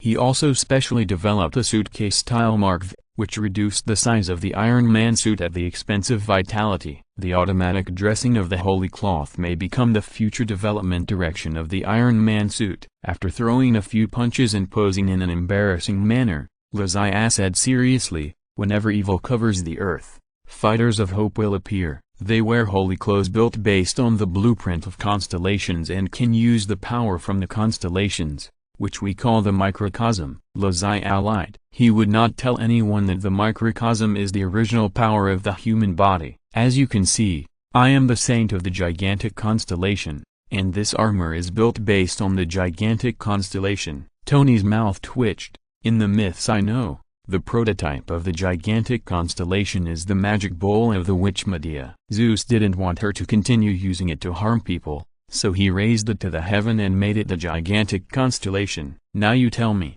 this magic bowl that harms people is actually used to detoxify and cure diseases? Lazai clapped her hands. Mr. Tony Stark is really knowledgeable. He even knows Greek mythology like the back of his hand. I admire you. However, the gigantic constellation's armor is different from the Greek mythology you know. In our mythology, the gigantic constellation is the water cup that the goddess of war and wisdom Athena uses to moisten her throat and relieve cough on the battlefield. So the gigantic constellation's armor has the function of healing injuries. Athena? Tony keenly captured the keywords. According to what you mean, you saints are related to Greek gods. Lazai nodded. Saints are warriors who follow the goddess Athena to protect love and justice on earth. Haha. Tony smiled. Why don't you just say you are a god? Apollo, Ares, or even Thor? the son of Odin in Norse mythology, are much more convincing than you, the Saint Seiya. Obviously, Tony was not impressed by Lazia's words. It was a different era, and there were still people promoting myths. If one day a guy really came out with a hammer and said he was Thor, Tony would definitely use his Iron Man suit to smash his head. Lazia shrugged. It's normal that you don't believe it. For mortals, this is indeed a little difficult to understand. But there is one thing I want to tell you. I am just a bronze saint at the bottom of the Saint Seiya sequence. If one day, you meet a more advanced silver saint, or even a gold saint, don't hesitate, surrender immediately, because you can't escape their attack range anyway. The speed of the gold saint can exceed the speed of light. Do you know what exceeding the speed of light means to the Earth? That's, as a PhD from MIT, Tony looked down on the illiterate people in Lazia who could easily exceed the speed of light. He was very interested in introducing to Lazia what the consequences would be if a person ran at the speed of light on Earth, let alone exceeding the speed of light. Lazia waved his hand to suppress his popular science lecture. If you still want to get a solution to palladium poisoning, let me continue to talk. Tony pouted and made a zippering motion on his mouth. As the saint of the goddess, we can pray to Athena for the oracle. The oracle told me the method to cure your palladium poisoning. Tony raised his eyebrows. What did the goddess say? Lazia's expression became serious. The oracle said that the key to the future is sealed in the box of the past. Do you have a box that you haven't moved for many years? Or did your father leave you a box in a bank safe that only you can open? Tony shook his head. It seems not. I don't remember this kind of thing very clearly. Maybe you can find your father's old friends when he was alive. Maybe you have it stored with them. Lazia said this and didn't intend to give any more hints. The structural plan of the new element is the model of the Stark Industrial Expo Hall made by Howard Stark in 1974. And the clue to solve this mystery is in the box kept by Nick Fury. If he goes on, Lazia has no way to explain why he knows the secret of the director of SHIELD. Tony curled his lips, feeling cheated. I spent hundreds of millions of dollars to get these. Why didn't the oracle tell me directly what the thing that can replace the palladium element is? Lazia shrugged and comforted him. How can an oracle live up to its status without a sense of mystery? Let's find the box first. Maybe I will pray to other oracles later. Anyway, I will not let your money go to waste. Tony was full of complaints and didn't know how to complain, but he signed the contract voluntarily, and now he could only look for it according to the method provided by Lazia. You'd better not lie to me. After leaving Stark Industries, Lazia was thinking whether he needed to go back to China. Liangyuan is good, but it is not my hometown. Although the main battlefield of the Marvel Universe is in the United States, Lazia is a Chinese. After being out for so long, I always want to go home to visit. Moreover, according to the special edition of Iron Man 3 inches that I watched in the cinema at that time, the opportunity to cure Tony's illness was Dr. Wu from China and his acupuncture. It seems that in the eyes of many foreigners, traditional Chinese medical skills such as acupuncture and cupping are full of mystery. Rather than medical skills, they are more like divine arts. So, it's time to go back to China to meet Dr. Wu, who played so many roles in the special edition, but only had one line in the international edition. Hello. By the way, I wonder if I will meet Fat Bing in the Easter egg. Maybe we can have a chat? Thank you Uck for the 100 rewards. Thank you for the 588 plus 1888 rewards. Thank you 9527 for the 200 rewards. Thank you all for your support. I am sorry to only write one chapter today, so I will continue to owe you. Chapter 112 Opening Ceremony. The Stark Industrial Expo opened as scheduled. Tony, wearing an iron suit, descended from the sky at the opening ceremony, completely igniting the atmosphere of the entire opening ceremony. After working with Lazia, Tony no longer worried about his poisoning problem, and became the arrogant and domineering person he was before. Instead of worrying about being poisoned and dying like in the movie, he could only force a smile and pretend that he was okay. But one thing has not changed, that is Tony's feelings for Pepper. After some things, Tony seemed to have some intention of turning back, knowing that he needed Pepper to help take care of his life and work, so that he would have more time to perfect his iron suit. The portable Mark V has been developed, and unlike the Mark VI developed after using new elements in the movie, the Mark VI that has just joined the development sequence is temporarily named Anti-Saint Armor. From the name, we can see what the mission of this suit is. The powerful strength shown by Saint Seiya made Tony feel strongly dissatisfied in his heart while being amazed. Comparing suits, Iron Man Tony Stark, have never been afraid of anyone. Under the stage of the opening ceremony, Zodiac quietly watched Tony show off, and at the same time, she felt infinite emotion in her heart. Some people are born to be suitable for the stage and lights. If these two cowards beside him were to go on such a scene, they would be embarrassed in minutes. Parker was talking to the little boy wearing an Iron Man mask beside him with his head down. Max, who was farther away, looked at the stage with a stupid face, and was imagining that the pretentious man talking on the stage was himself. Gwen and Jessica went shopping together. They were not interested in this kind of exhibition. I didn't say that the world was in a state of peace for many years because of me. Tony was confidently showing off on the stage, and Zodiac bumped Parker with his shoulder. Peter, who is this little guy? When did you change your job to a nanny? Parker and the little boy turned their heads to look at him at the same time. Don't tell me, I don't believe it myself. Shrugging, Parker's thick eyebrows frowned unnaturally. His name is Peter Benjamin Parker, and he lives with his Aunt May Parker. How about it? Doesn't it sound familiar? Zodiac nodded.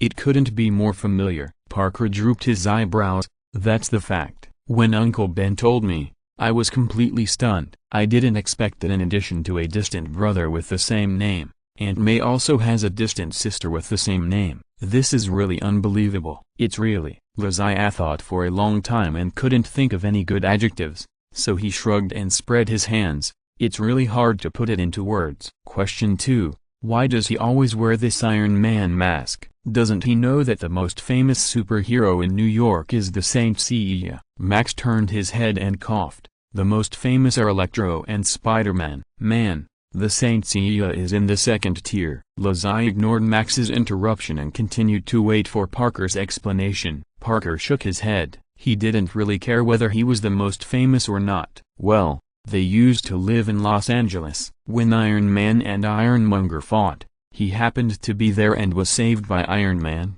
so he is a die-hard fan of Iron Man. Zodiac knocked on Parker's helmet. So you are still a fan. Can you name the dishes? Steamed lamb, steamed bear paw, steamed deer tail. If Parker could continue with roast duck, roast chicken, roast goose, braised pork, braised duck, sauce chicken, bacon, pine flour tripe, dried meat, sausage, this would be a masterpiece. As a result, Parker looked at Zodiac with contempt. Zodiac imagined his eyes and expression. Big brother, are you an idiot? Well, this sentence was also imagined by Zodiac himself, because after Parker looked at him, he turned his head without saying anything. Parker has participated too much in the debate about Iron Man and Saint Seiya in New York these days. At first, he was eager to make the stupid New Yorkers recognize the strength of Los Angeles superheroes. But after a few fights, he realized that what he did was useless. The stupidity of New Yorkers has penetrated into their bones. There is no way to deal with it. At this time, although he did not open the mask to see the face inside, Zodiac has basically confirmed the identity of this little Parker. He is the little Spider-Man Holland in the Marvel Cinematic Universe, the chatterbox and funny guy who is a die-hard fan of Iron Man. However, it will take at least 10 or 8 years for him to become Spider-Man. During this time, the title of New York's good neighbor belongs to the long-faced Parker sitting next to him. As for why there are two Peter Parkers in this world, Zodiac will not be too entangled. Anyway, Spider-Gwen has come out, so what's the big deal about having one more Spider-Man Parker? On the stage, Tony's speech is coming to an end. There is a special guest who will come back from his previous life to explain everything to you. Please welcome my father, Howard Stark. A video of Howard Stark appeared on the big screen, and a model of the Stark Expo Hall appeared behind him. Zodiac nodded secretly. With the appearance of this video, he can have a reason to provide Tony with more clues. The opening ceremony soon came to an end. Parker could not resist the request of Parker Jr. and took him to the back door to ask Tony for an autograph. Although Lazai had the ability to help him go directly to the backstage, he did not do so. He just saw a familiar face in the press box and was ready to follow him to make friends. Stark Expo is such a major event. China across the ocean will naturally send people to participate, and reporters' interviews and reports are also an indispensable part. People from China belong to global news. The reporter is a tall and handsome young man. After the opening ceremony, the young reporter was packing up his notebook and thinking about how to write a press release. Suddenly, a voice came from the side. "Are you, Reporter Lu?" The standard Mandarin made Reporter Lu feel a little familiar and a smile appeared on his face. "My name is Lu Jia." Lu Jia pointed to the card on his chest with his name written in Chinese. "Are you a student studying here?" Lazai was not very old, and his face was still a little green. "I thought your name was Zanbo. By the way, I learned the spell of Lushan Qinglongba from you. Majestic Five Elders Peak of Lushan, please grant me strength." Lazai muttered to himself, smiled and stretched out his right hand. "Hello, Brother Lu, it's nice to meet you. I also wish I came here to study abroad, but unfortunately, I am a Native American." The smile on Lu Jia's face did not change at all. "Hearing that you speak Chinese so well, I thought, it's okay. Chinese people all over the world are one family. It's better to meet by chance than to invite each other. If you have nothing to do later, I will treat you to a midnight snack. No, after all, I am half a New Yorker now. I'll treat you. I don't know when the second chapter will be. I'll get up at noon tomorrow to read it." Chapter 113 is Art. As Art Restaurant is a high-end restaurant with a high reputation in the world. It is located on the 35th floor of the Oriental Mandarin Hotel in Manhattan, New York. In addition to high-end and exquisite dishes, the design of the restaurant ensures that guests at every table can see the famous scenery of Manhattan, such as Central Park and the skyline of Midtown, through the floor-to-ceiling windows. The Lu family had heard of this place before, but with his salary and subsidies, he could not afford to spend money here.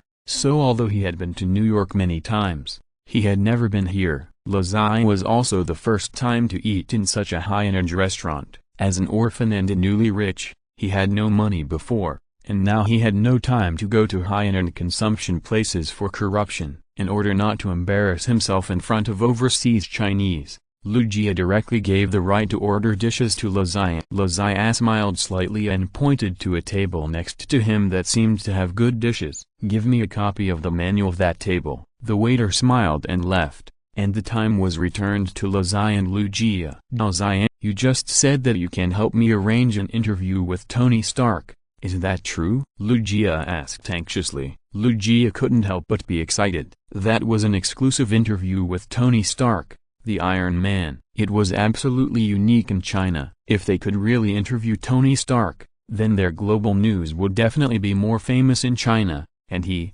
Lu Jia, could also be promoted to a famous reporter with this achievement. Just thinking about it made him happy. He didn't expect that this little brother who came out of nowhere was quite capable. Lu Jia was also worried about whether Lazai was a liar or something like that, but he was not rich or lustful, so there was nothing to be cheated of. "Don't worry, Brother Lu, I said I would help you make an appointment if I could," Lazai said with a smile. "In addition, if you want to interview Spider-Man and Electro, I can also help you find a way. I am a buddy with them, and it's just a matter of a word." Lu Jia's head was instantly covered with a few black lines. He felt that the only difference between this guy in front of him and old BJ Kanye was that he didn't have two balls in his hands. Did he really think I had never been to New York? It's hard to believe that you know Tony Stark, and now you tell me that you are buddies with Spider-Man and Electro. Why don't you say you are a Saint Seiya? Is that how New York orphans brag? As a senior reporter,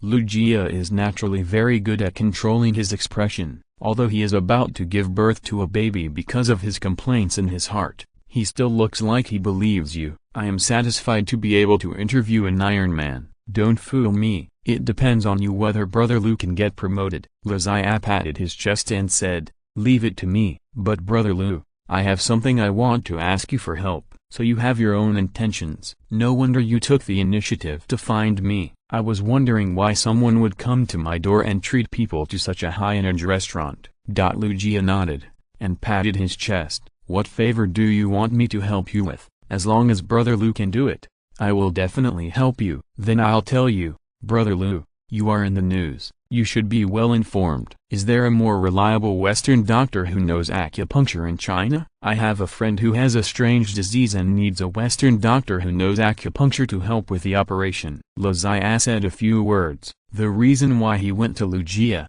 in addition to the joy of meeting an old friend in a foreign land, the biggest reason was that he wanted to find Dr. Wu with his help. After all, it was too difficult for Lucia to find a doctor on the other side of the ocean by himself. If Lucia could help, with his social circle, he should be able to find Dr. Wu quickly. Although Lucia was doing foreign news, he had colleagues and friends who were in China, so it was naturally much more convenient than Lucia looking for him alone. I see. I'll contact my colleagues in China and ask them to find a more reliable doctor in China. I'll give it to you when I have sorted out the information. Thank you, Brother Lou. The dishes were served and the two of them enjoyed the meal. After dinner, Lucia called Tony and asked him if he was free recently. Tony replied that he was on his way to Washington and would attend the Senate Armed Services Committee tomorrow. This should be the scene at the beginning of the movie where Tony debated with the scholars. The scene was very good, but it was a pity that Lucia couldn't watch it. Iron Man's second opponent is about to appear, Justin Hammer, a clown with the word loser engraved on his face, but pretending to be cool and full of desire to show off. His appearance seems to be just to show off his stupidity. From the beginning, he was slapped in the face by Tony at the Senate Armed Services Committee and still forced to smile. Later, he thought he was smart to save Ivan Vanko from prison, but was mocked by the other party that the weapons he developed were all garbage and he was devalued. In the end, Ivan Vanko used the platform of Hammer Industries to develop a remote-controlled steel army to avenge Iron Man, causing countless casualties and significant economic losses. The final result was that he was imprisoned. Every step he took was pushing himself into the abyss. The Vanity Fair magazine reporter who excited him was once Tony Stark's bedmate, and even the ex-wife missile he was proud of, after being installed on the War Machine, only released a spark fart and wilted. That missile should not be called ex-wife, it should be called early. I really don't know how this Justin Hammer made Hammer Industries almost the same level as Stark Industries. This may also be an illusion, whether in terms of IQ or EQ. He was completely crushed. He was just a coffee table full of cups and tableware. However, Lucia is not going to take care of Hammer Industries, including Ivan Vanko in the later period, and it is enough to leave it to Iron Man and Spider-Man and Electro, who are always roaming around New York. After Lucia's information was sorted out, Lucia was going to go back to China to invite Dr. Wu to make the millions of dollars first. However, Lucia didn't want to be in charge anymore, but some things would come to him automatically. In the depths of the universe, in the distant Asgard, at one end of the Rainbow Bridge, stood a one-eyed old man, and the strong black-faced god Heimdall stood on the side. The one-eyed old man was naturally Odin, the powerful father of the gods. As time passed, fatigue inevitably appeared on his face. He didn't have much time left, but his candidate couldn't let him sleep peacefully. This was the sadness of education. You said that a person with divine power appeared in Midgard. Did Thor secretly go to Earth before without telling me? Heimdall shook his head. No, that person does not belong to the Aesir. Not one of ours. Could it be that someone from another universe has come to Earth? Odin thought in a deep voice. Heimdall, keep a close eye on that person's movements.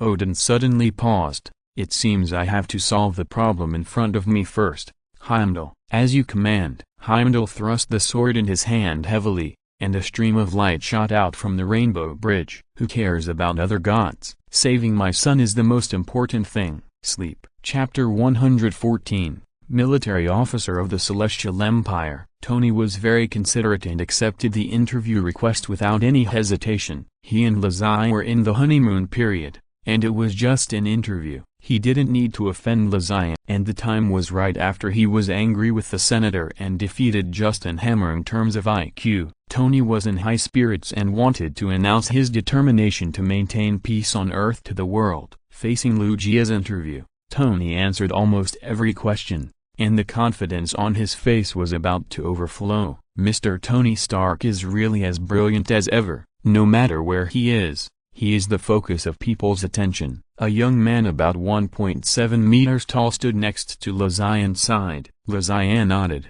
Yes, he is a person who likes to show off. He is used to being arrogant. His attitude has offended many people. The man in the suit nodded empathetically. Yes, there are probably as many people who hate Iron Man as those who like him. Turning his head, Lazai looked at the man in the suit next to him. Are you Brother Lou's colleague? Are you also a reporter? This man has a gentle and refined appearance, looking like a weak scholar, and he smiles at everyone he meets, which makes it easy for people to have a good impression. Oh, no. The man in the suit stretched out his hand. I forgot to introduce myself. I am the military attaché of the Huaxia embassy. I was ordered to accompany reporter Lou and his party. My name is Zheng Xian. Please take care of me. Lazai didn't expect that the person standing with him was actually a government official. He quickly stretched out his hand.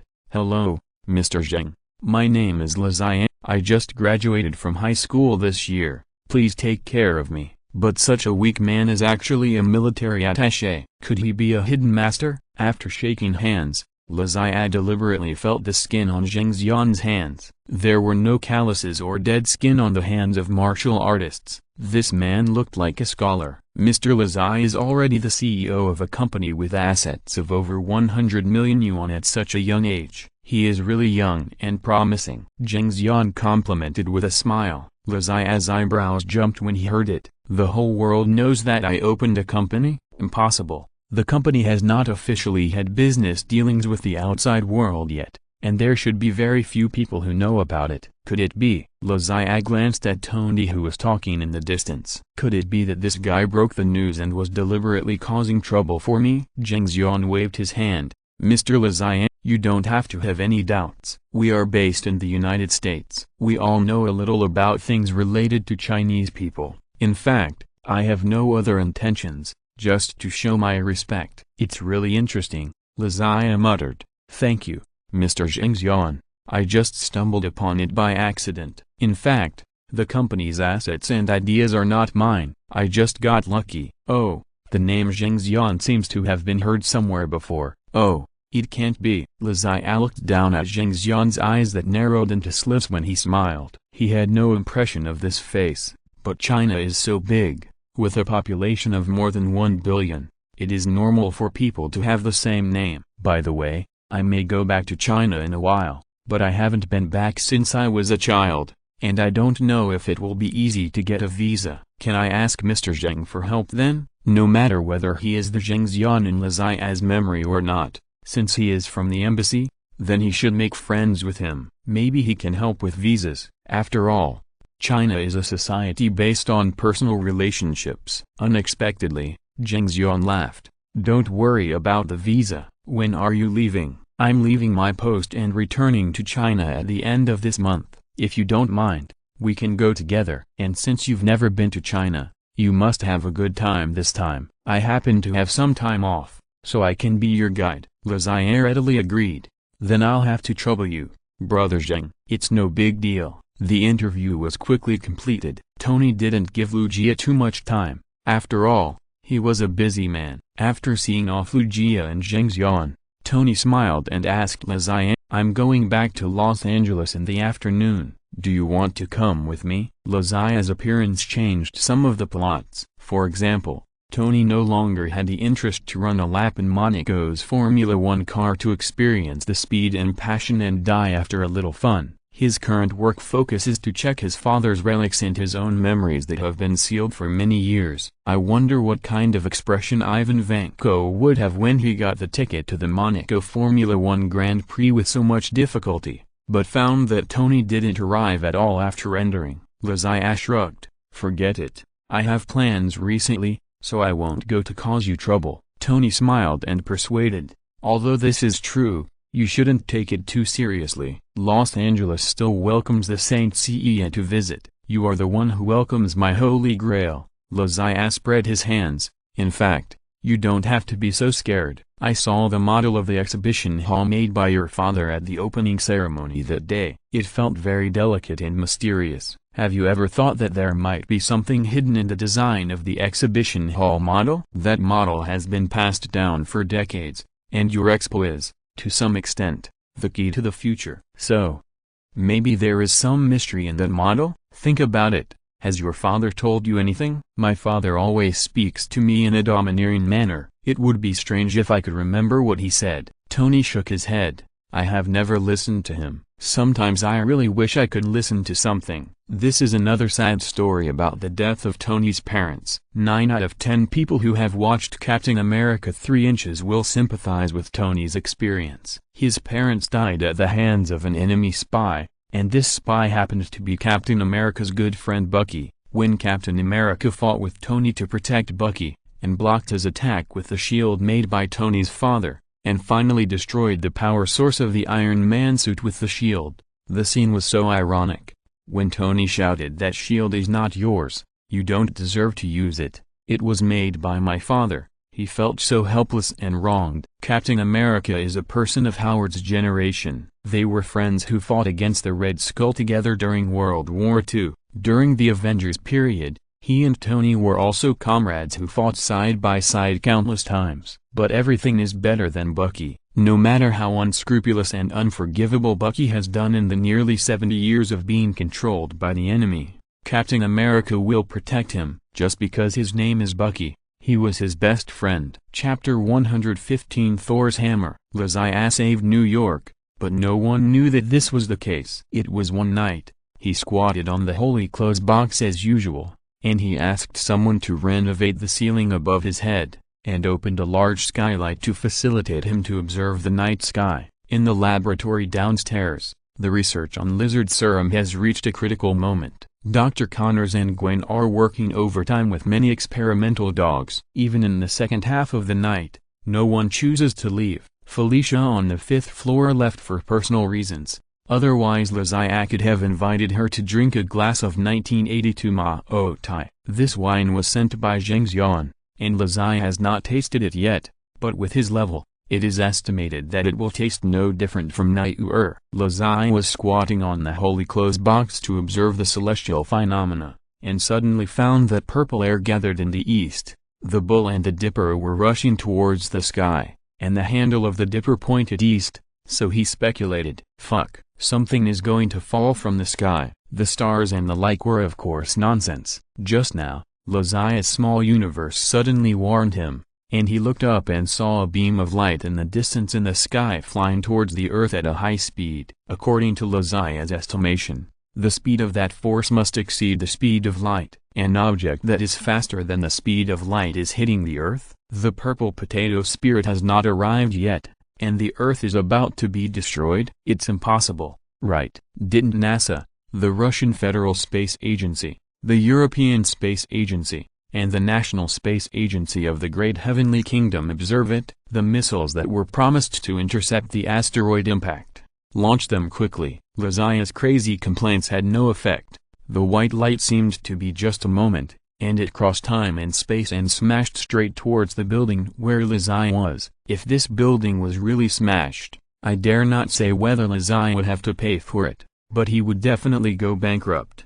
The laboratory downstairs is all his hard work, and Dr. Connorson and Gwen are still inside. But this is not a simple meteorite impact. Not to mention this building, I'm afraid the whole New York and even the Earth will be finished. Bang! Lozaya broke through the glass of the skylight and flew into the air. He didn't have time to think. No matter what fell, he would do his best to intercept it. Lashan Shenglong. The huge dragon appeared in the sky above New York without warning, roaring into the sky. At the same time, the white light had already penetrated the atmosphere and smashed down towards the dragon head. Although the dragon head did not succeed in blocking the white light, it slowed down its speed a lot, and also allowed Lozaya to see the things in the white light clearly. What was wrapped in the white light turned out to be a hammer. A hammer flew from the sky. Could this be Thor's hammer? But shouldn't Thor's hammer fall in New Mexico? How did it appear in New York? Lazai had a face full of black question marks.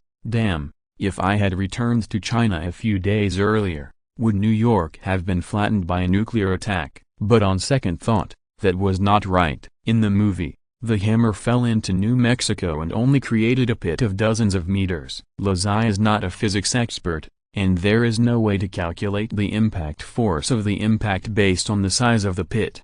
But one thing is certain, the speed of the hammer falling down can never reach the speed of light. A fist reaching the speed of light can smash the earth, let alone a Thor's hammer whose weight is inestimable. If the speed of the hammer flying cannot reach the speed of light, then the problem arises. Every time Heimdall opens the Rainbow Bridge and shoots colorful light into space, it takes a very short time to pull Thor back from the earth or the Jotunheimen mountains. At the distance between them, it is unknown how long it will take for the speed of light to run. If you want to teleport as fast as in the movie, either the transmission speed reaches the power of light, or the Rainbow Bridge is a space gate connecting the two places. That's why all the major space agencies couldn't find any traces of Thor and the hammer, and just let them crash into the earth without doing anything. So the speed of the hammer didn't reach the speed of light, otherwise the earth would be dead. The reason why Zodiac could see the hammer and the Rainbow Bridge was because of his microcosm. Look,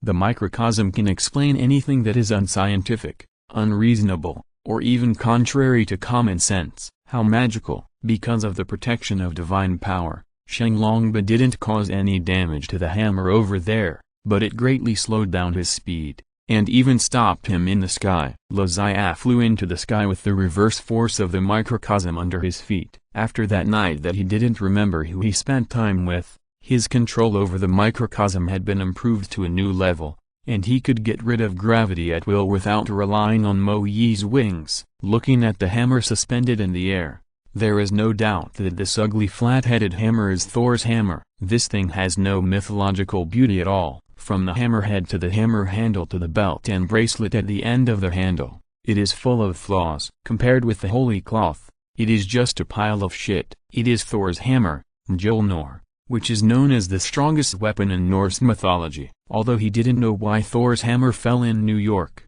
and although he had no good impression of the design of Thor's hammer, thinking of the powerful power of Thor's hammer, Lazai couldn't help but stretch out his hand. Maybe I am a person who can lift Thor's hammer. Thinking of this, Lazai stretched out his hand and grasped the handle of Thor's hammer. The hammer trembled slightly, and then suddenly sank downwards. Fuck. Lazai didn't even have time to finish the word fuck before he was pulled down by the huge weight. Lazai was only 40 to 50 meters away from the building below him, and even if it was a free fall, it would only take 4 or 5 seconds. If the hammer really fell, I don't know if the building could be saved. Fortunately, Lazai was well prepared. This was Thor's hammer. Even if he hoped to be the one who could lift it, he knew that he would most likely not be able to lift it. Since he might not be able to lift it, he had to be prepared to be dragged down by the hammer. At the moment of falling, the holy clothes of the giant seed were instantly put on, and at the same time, Lazai's microcosm burned fiercely with unprecedented intensity. You, stop! The huge microcosm flame burned fiercely on Lazai's body, turning his body into a huge torch. A huge cyclone was generated around his body because of the burning of the microcosm. Under the convolution of the cyclone, thick dark clouds appeared in the originally clear night sky, and lightning flashed in the dark clouds. It was as if a huge storm was about to hit. However, such intensity still could not stop the falling momentum of Thor's hammer, but it slowed it down a little like the previous Shenlongba. It's not enough. Keep on burning. As Lazai yelled, the flames on his body began to change, slowly changing from a simple flame shape to an icicle shape, and in the flames, there were flashes of lightning. Change the cover. Well, just simply change the cover. Not a spoiler. If you're listening to this novel on a channel other than Fanfic World, it means they downloaded and uploaded it without effort. We cordially invite you to visit our channel, Mundo Fanfic Novelist. There you'll find the original version of this story and you can explore many other novels of various genres. We're waiting for you to immerse yourself in a world of incredible novels. Chapter 116 The Father of the Gods. When the lightning appeared on his body, Lazai was instantly furious. If he hadn't had a bald head, he might have had an afro. Looking at the strange lightning, Lazai was a little confused. That's not right. With the abilities of the Lushan system and the giant seat of the water mirror that he currently possessed, there was no lightning at all. Although Regulus's lightning speed punch had the word electric, it was not an electric attack. Moreover, Lazai didn't learn anything from Regulus at all. It's useless to learn a fist that can't even be seen clearly. The 15-year-old Regulus might not even have a single feather. Then where did this lightning come from? Could it be that, like the holy clothes, the memory on the hammer would automatically run into the brain when it came into contact? If so, it would be amazing. Under Lazai's outburst, Thor's hammer was finally pulled, but with the appearance of lightning, the sky and the earth suddenly changed. Before Lazai could figure out whether he had read the memory on the hammer, he saw the surrounding sky suddenly turned into a bright starry sky. In the distance were brilliant nebulae and complex galaxies. It was Lazai's first time to watch the celestial bodies in the universe, which made her a little overwhelmed. "Isn't it beautiful?" an old voice asked with a smile. "Yes, it's really beautiful." Lazai turned around suddenly and saw a white-haired, one-eyed old man standing behind him. The old man was wearing a gorgeous battle robe and holding a spear that flashed with cold light. The spear exuded a dangerous aura, which alerted Lazai's small universe. "You are." Lazai looked at her feet and found that she was floating in the universe, with nothing under her feet. The same was true for the old man opposite her. "Haha, you can call me Odin." The old man didn't keep her in suspense and directly introduced himself. "Odin?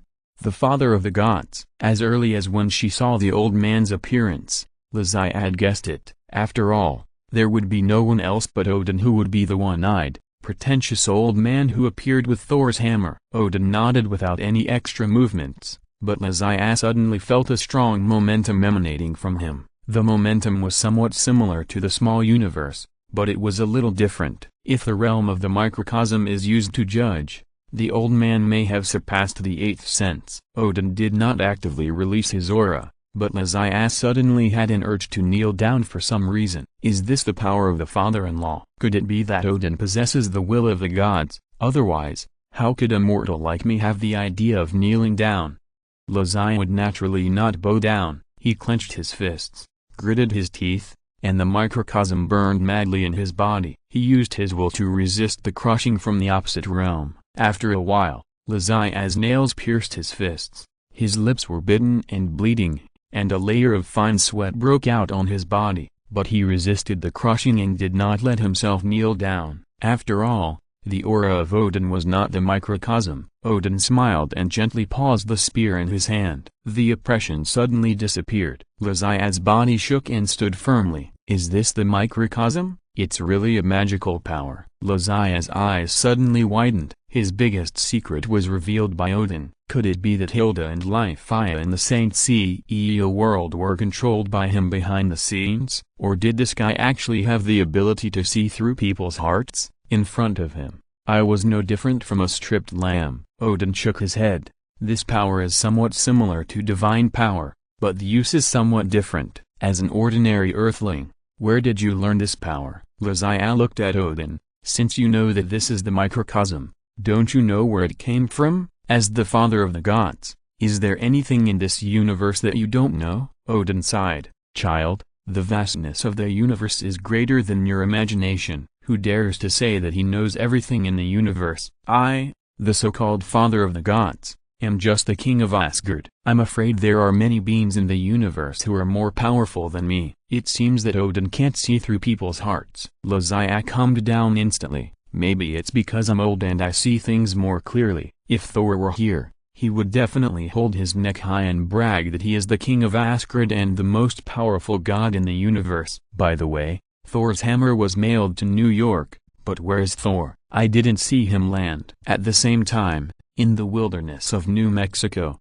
Jane Foster's observation vehicle knocked a strong adult man out in a storm. Why was the man wandering alone in the wilderness late at night?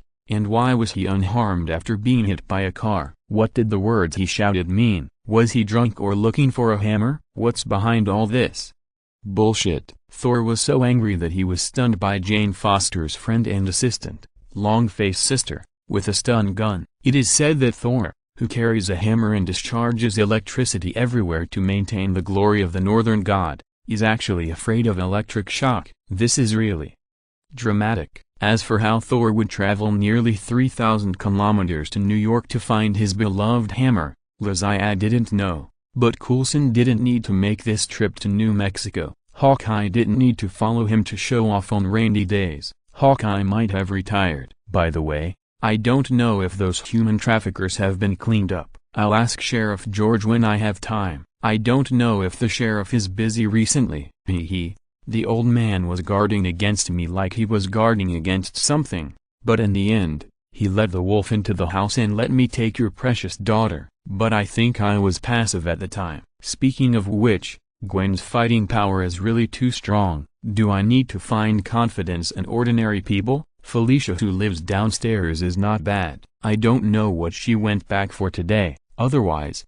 let's have a drink together, and then we can. Human thinking is more vast than the universe. Kid, I can see from your expression that your heart may have flown to the edge of the universe. Odin's words pulled Azai out of his divergent thoughts that were about to explode. Wiping the saliva from the corner of his mouth, Azai said seriously, I was just thinking about the origin of the universe and the meaning of life. Although it seems useless to think about these things for our earthlings who only live for 100 years, some things have to be tried before you know the results. Odin nodded happily.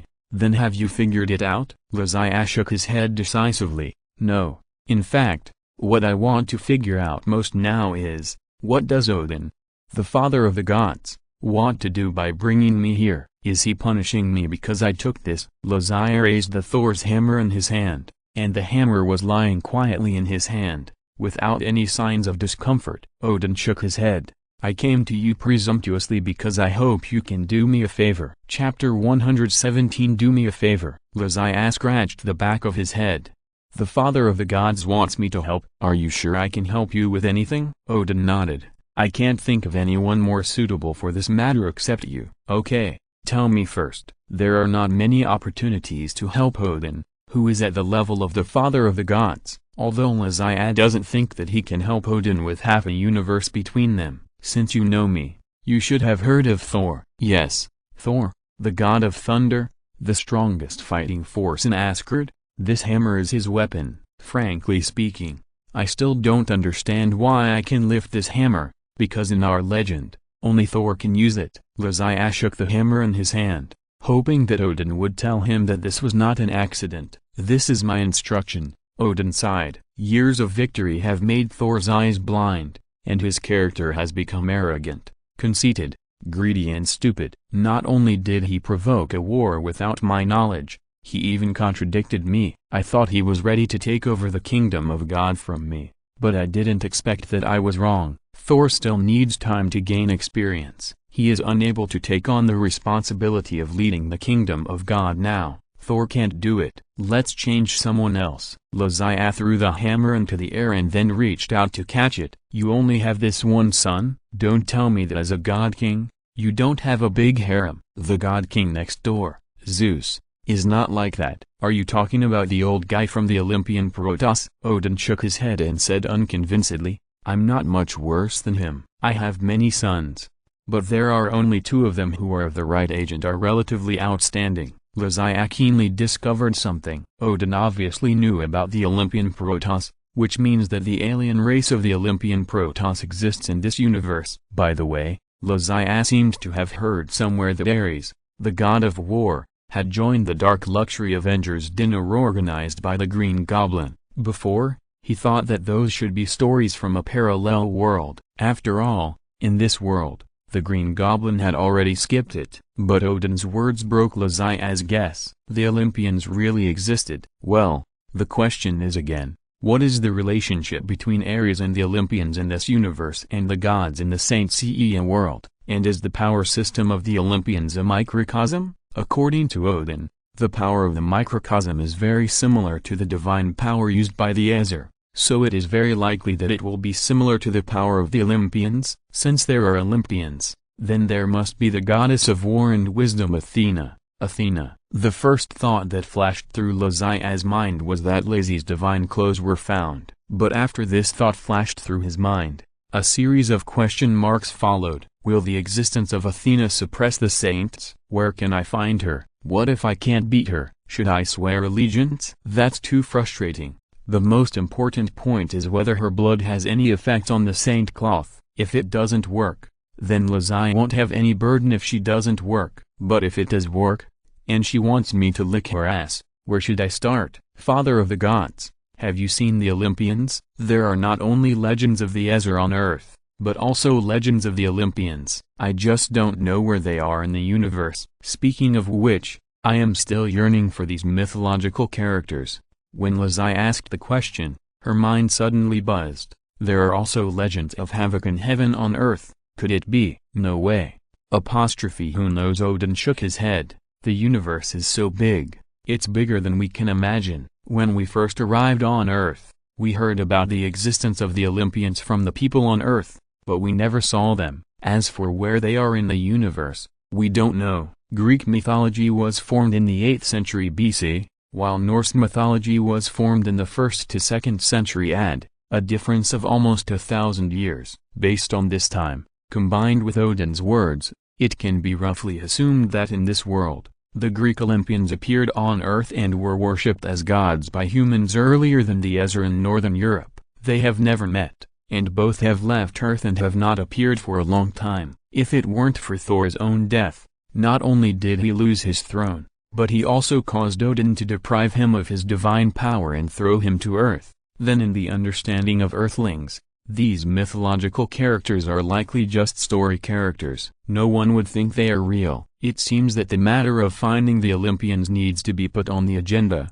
but Lazia is also mentally prepared. This is not a wish that can be easily achieved in the short term. Okay, let's talk about the original topic. Lazia shook her head and threw the matter about the Olympians out of her mind for the time being. What do you need me to do? Use this hammer to knock open the head of Thor, this idiot, and see if there is water in his brain? Hee. Odin ignored Lazia's witty words and shook his head. Thor's road is too smooth. I need him to encounter some setbacks. Only setbacks and failures can make him re-examine his life and find his own shortcomings and deficiencies. Asgard has become glorious and powerful in my hands. I don't want it to be destroyed by Thor. Setbacks and failures? Lazia clenched the handle of the hammer. Where is he? I'm going to give him a setback from the inside out. How frustrated do you need him to be? Doubt about life, or doubt about gender? With Odin's cultivation, he couldn't help but roll his eyes. He didn't know whether it was right or wrong to choose the guy in front of him. Lazia's strength is enough. His own strength is enough to fight against Thor without the hammer. Now with the recognition of Thor's hammer,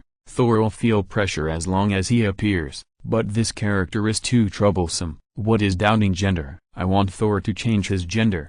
It's the character's sex, not the gender's sex. Hey, it seems that these two words are the same in Chinese. It's not just Thor, but also Loki, my little son. He is a pain in my heart. When mentioning Loki, Odin's face was not as stern as before, but full of kindness. Like many adoptive parents, Odin treats Loki, his adopted son, very doting, even better than his own son Thor. To be fair, maybe when Odin brought Loki, the child of the Frost Giant King, back to Asgard at the beginning, he might have had a little selfishness, but as time went on, he had already regarded him as his own child. Unfortunately, Loki didn't think so. Chapter 118 Brothers at Odds. Odin did not tell Lazia about Loki's life experience. This is the secret of the Ezra and also his way of protecting Loki. If Loki himself had not discovered the abnormality, he would probably never tell it in his life. Loki Odinson,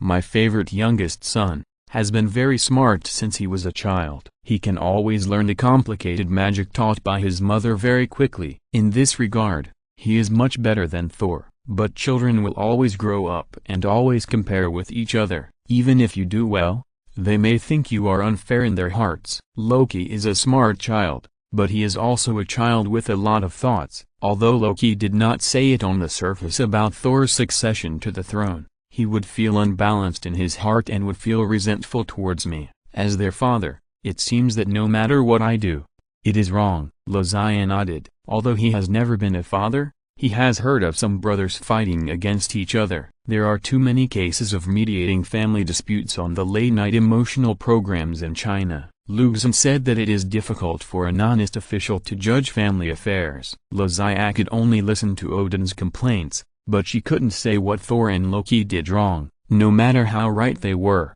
Odin would feel uncomfortable. So, what do you want me to do? Give Loki a beating? Odin's mouth trembled. Not all problems can be solved with violence. We can use force to make Thor realize his shortcomings. But for Loki, maybe we can choose a slightly milder method. For example, Lozaya asked. Odin shook his head. Perhaps you can try to be friends with him and enlighten him with persuasion. Loki's personality is very different from Thor's, and it's rare for him to truly be friends with anyone. I hope you can help him. Lozaya pointed at her nose. Me? Be friends with Loki? Loki is gay, you ask me. Actually nothing is impossible. Children with active minds usually think more than others, and are not easy to accept others. But everything depends on human efforts. I think I should be able to find a way to get along with him harmoniously. In fact, enlightening others is my specialty. You may not know that not long ago, I just made a big villain who might destroy New York turn over a new leaf, and now he is part of the forces of justice. I'm very skilled in this business, and— Can you put down your spear first? Odin paused with his spear, and the surrounding scenery began to blur. I don't have much time left. I hope that while I can still see them, I can see that the two brothers can love each other like they did when they were children. Since Thor's hammer guided me to find you, then you must be the one who can help me. I hope my judgment is correct. As soon as the words fell, the surrounding starry sky had disappeared. Lozaya found that he was still floating above the company building, and most of the strange phenomena around him disappeared. Lozaya was a little speechless as Thor's hammer fell back into the office. Is this Odin sick and trying all kinds of treatments? He has raised two children with very different personalities, one throwing tantrums and the other making conflicts. He can't solve them, so he ran all the way to the earth to find me. I'm not your father, Bauer. How can I help you? Looking at Thor's hammer in his hand, Lozaya's heart is no longer as happy as when he just controlled it. The worst thing is this rotten hammer. You said you couldn't fall to New Mexico peacefully, but you had to come to New York and cause me such a big mess. Just because the hammer was running around, Lozaya had to catch it. And as a result, Odin regarded it as someone who could help him out. Not only did he give Lozaya the ability to control the hammer, but he also gave him a mess. This matter made a fuss. Uncle Lee is still waiting for the hammer in New Mexico. The strange phenomenon just now did not seem to attract anyone's attention. I don't know if it was because the time was too short, or Odin used his divine power to block the detection of satellites and some mysterious forces. In short, on the surface, no one knew that Lozaya had obtained the Meow Meow hammer. Lozaya casually threw the hammer into the toolbox in the cabinet,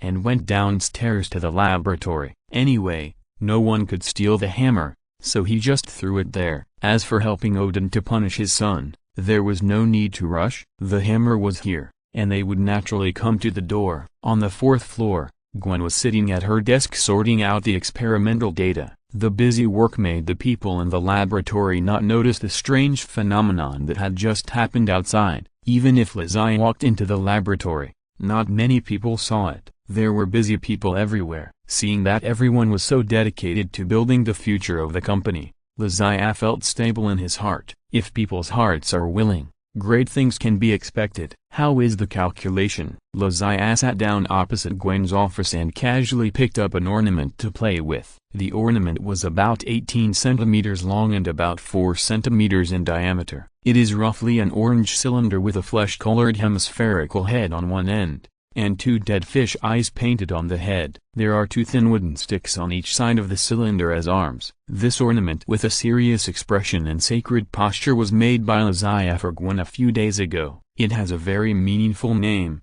called Just We. In a serious and didactic biographical animation, it is a symbol of all good things and is often used as a gift for important occasions such as weddings, festivals, and birthdays. Lazia plans to find a weapons manufacturer to study Just Tank in a while. It is to add tracks and various sensing equipment to a large Just We. The firepower part can use the Armstrong cyclotron jet Armstrong cannon, which is absolutely powerful. Why are you down? I'm very busy here.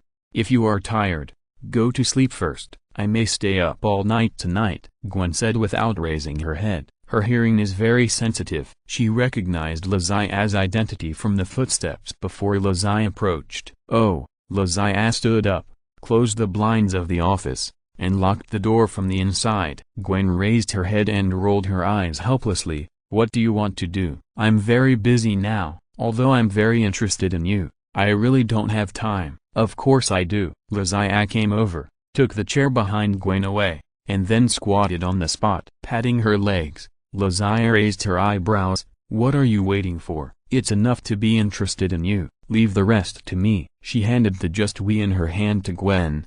If you are afraid that others will hear it, bite this. Don't bite the place where you did last time. There are teeth marks there. It's better to change the position. If it were an ordinary person, if she met such an excellent boyfriend during the night shift, she would probably get mad on the spot. Who do you think I am? A toy for you to vent your anger. But Gwen is not an ordinary person. Her ability is enough for her to do two things at the same time. Even if Lazia messes up, she doesn't have to worry about miscalculating the data. Moreover, absorbing positive energy can replenish physical strength, and you don't have to move yourself. So why not do it? I'm going to stay up all night tonight, Gwen emphasized again. Lazia nodded. My waist is fine. I'll accompany you to the end. Thank you for the 21,000 reward from the Master of the Hall, the Pope of the Goddess. I won't say anything else. I'll add more chapters, including the 3 chapters I owe. I owe a total of 4 chapters. My friends, wait for me. Chapter 119. Hammer appears. Seeing Lazia standing up and opening the door in a neat suit, Gwen smiled and joked. Didn't you say you would stay with me all night? Why are you leaving alone before the game even starts? Lazia sighed helplessly. Forget it. Even if I become a massager, I will still be blocked without any banned words in the whole article. I can't afford to offend you, so I'm leaving. After that, Lazia closed the door and strode away with great dignity. Since the night was ruined by the river crab beast, let's go back to play with hammers. When playing the role of a massager and playing games with Gwen just now, Lazia mastered a skill, which is to add weak electricity to the attack. Although the massage game is just an illusion, the ability to master electricity is real. This seems to be a gift from Odin. In order to let Lazia master Thor's hammer, Odin gave him a little of his ability, lightning power. This seems to be the standard of a god king. Odin masters the power of lightning. Odin's successor Thor uses the power of lightning, and Zeus, the king of Olympus who lives next door to them, also masters the power of lightning. Now, Lazia also has this ability. Does this count as the first step to becoming a god king?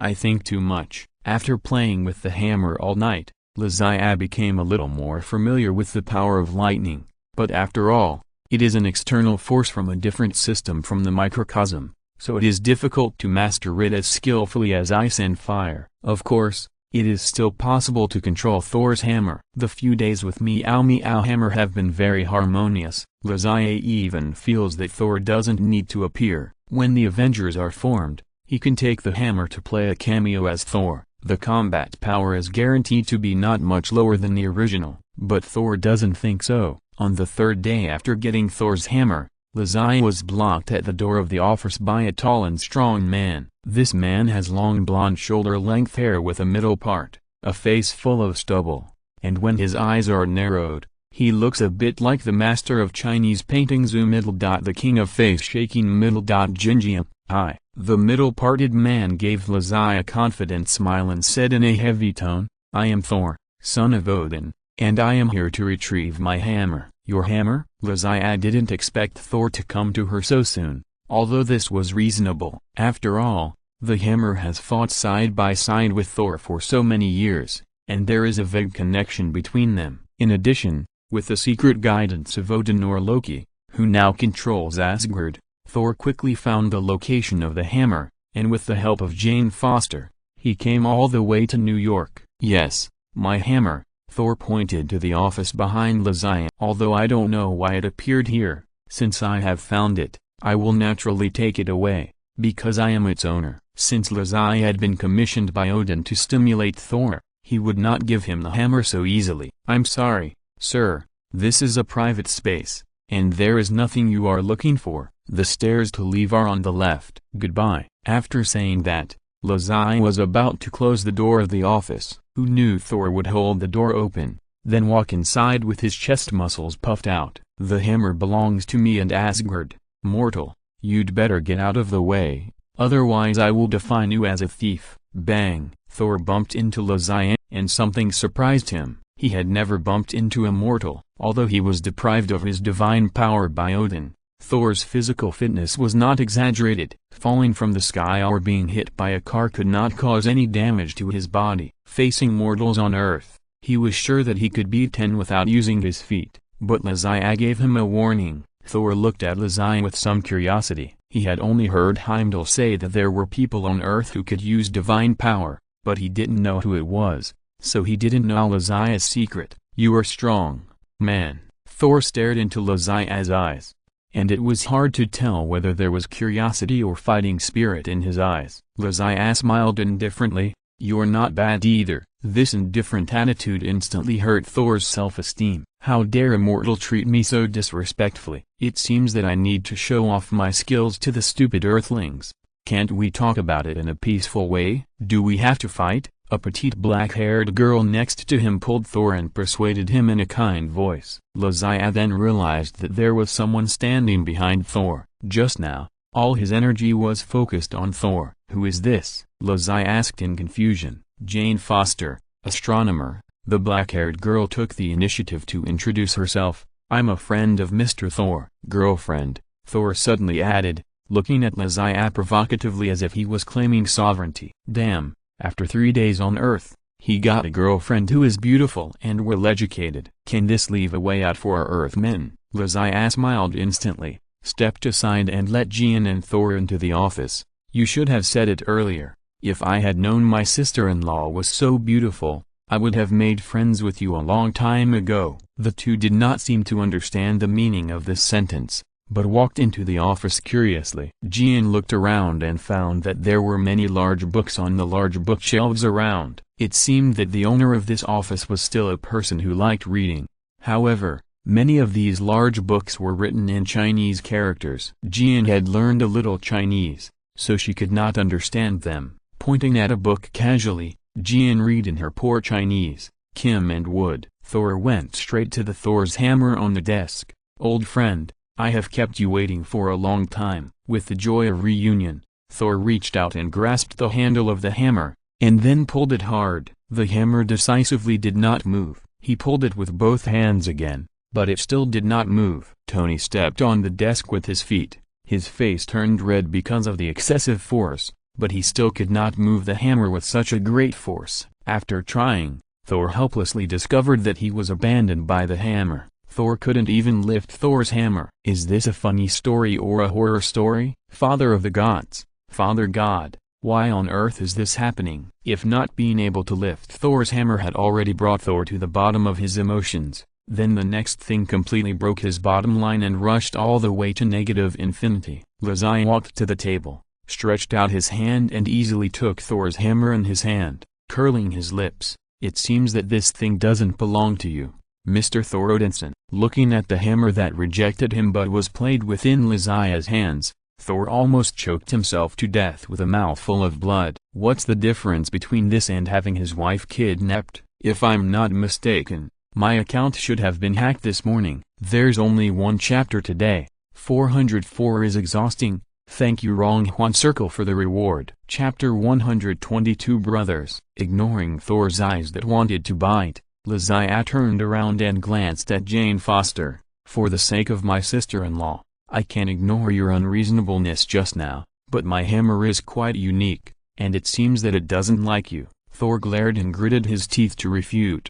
But the naked reality told him that Thor's hammer no longer belonged to him. Not only did he lose all his divine power, but even his most trusted friend Thor's hammer abandoned him. For the first time, Thor felt what it meant to be boring. He who possessed Thor's hammer was the invincible god of war in Asgard, Thor. Without the hammer, he was a useless person who couldn't even hit a thin ordinary earthling. Well, he didn't know that Loki was definitely not thin, and could definitely not be defined as an ordinary earthling. After Odin knocked Thor away at the Rainbow Bridge, he cast a spell on Thor's hammer. No matter who possessed Thor's hammer, as long as the qualified person could obtain the power of Thor, this spell was actually tailor-made for Thor. The so-called qualification has two meanings. One is that this person has the qualification to bear the power of Thor's hammer. Throughout the ages, after Odin, Thor is the only one who has this qualification. The other is that Thor is truly qualified to pick up the hammer only when he truly understands the true meaning of protection and can take on the responsibility of protecting and leading Asgard. In other words,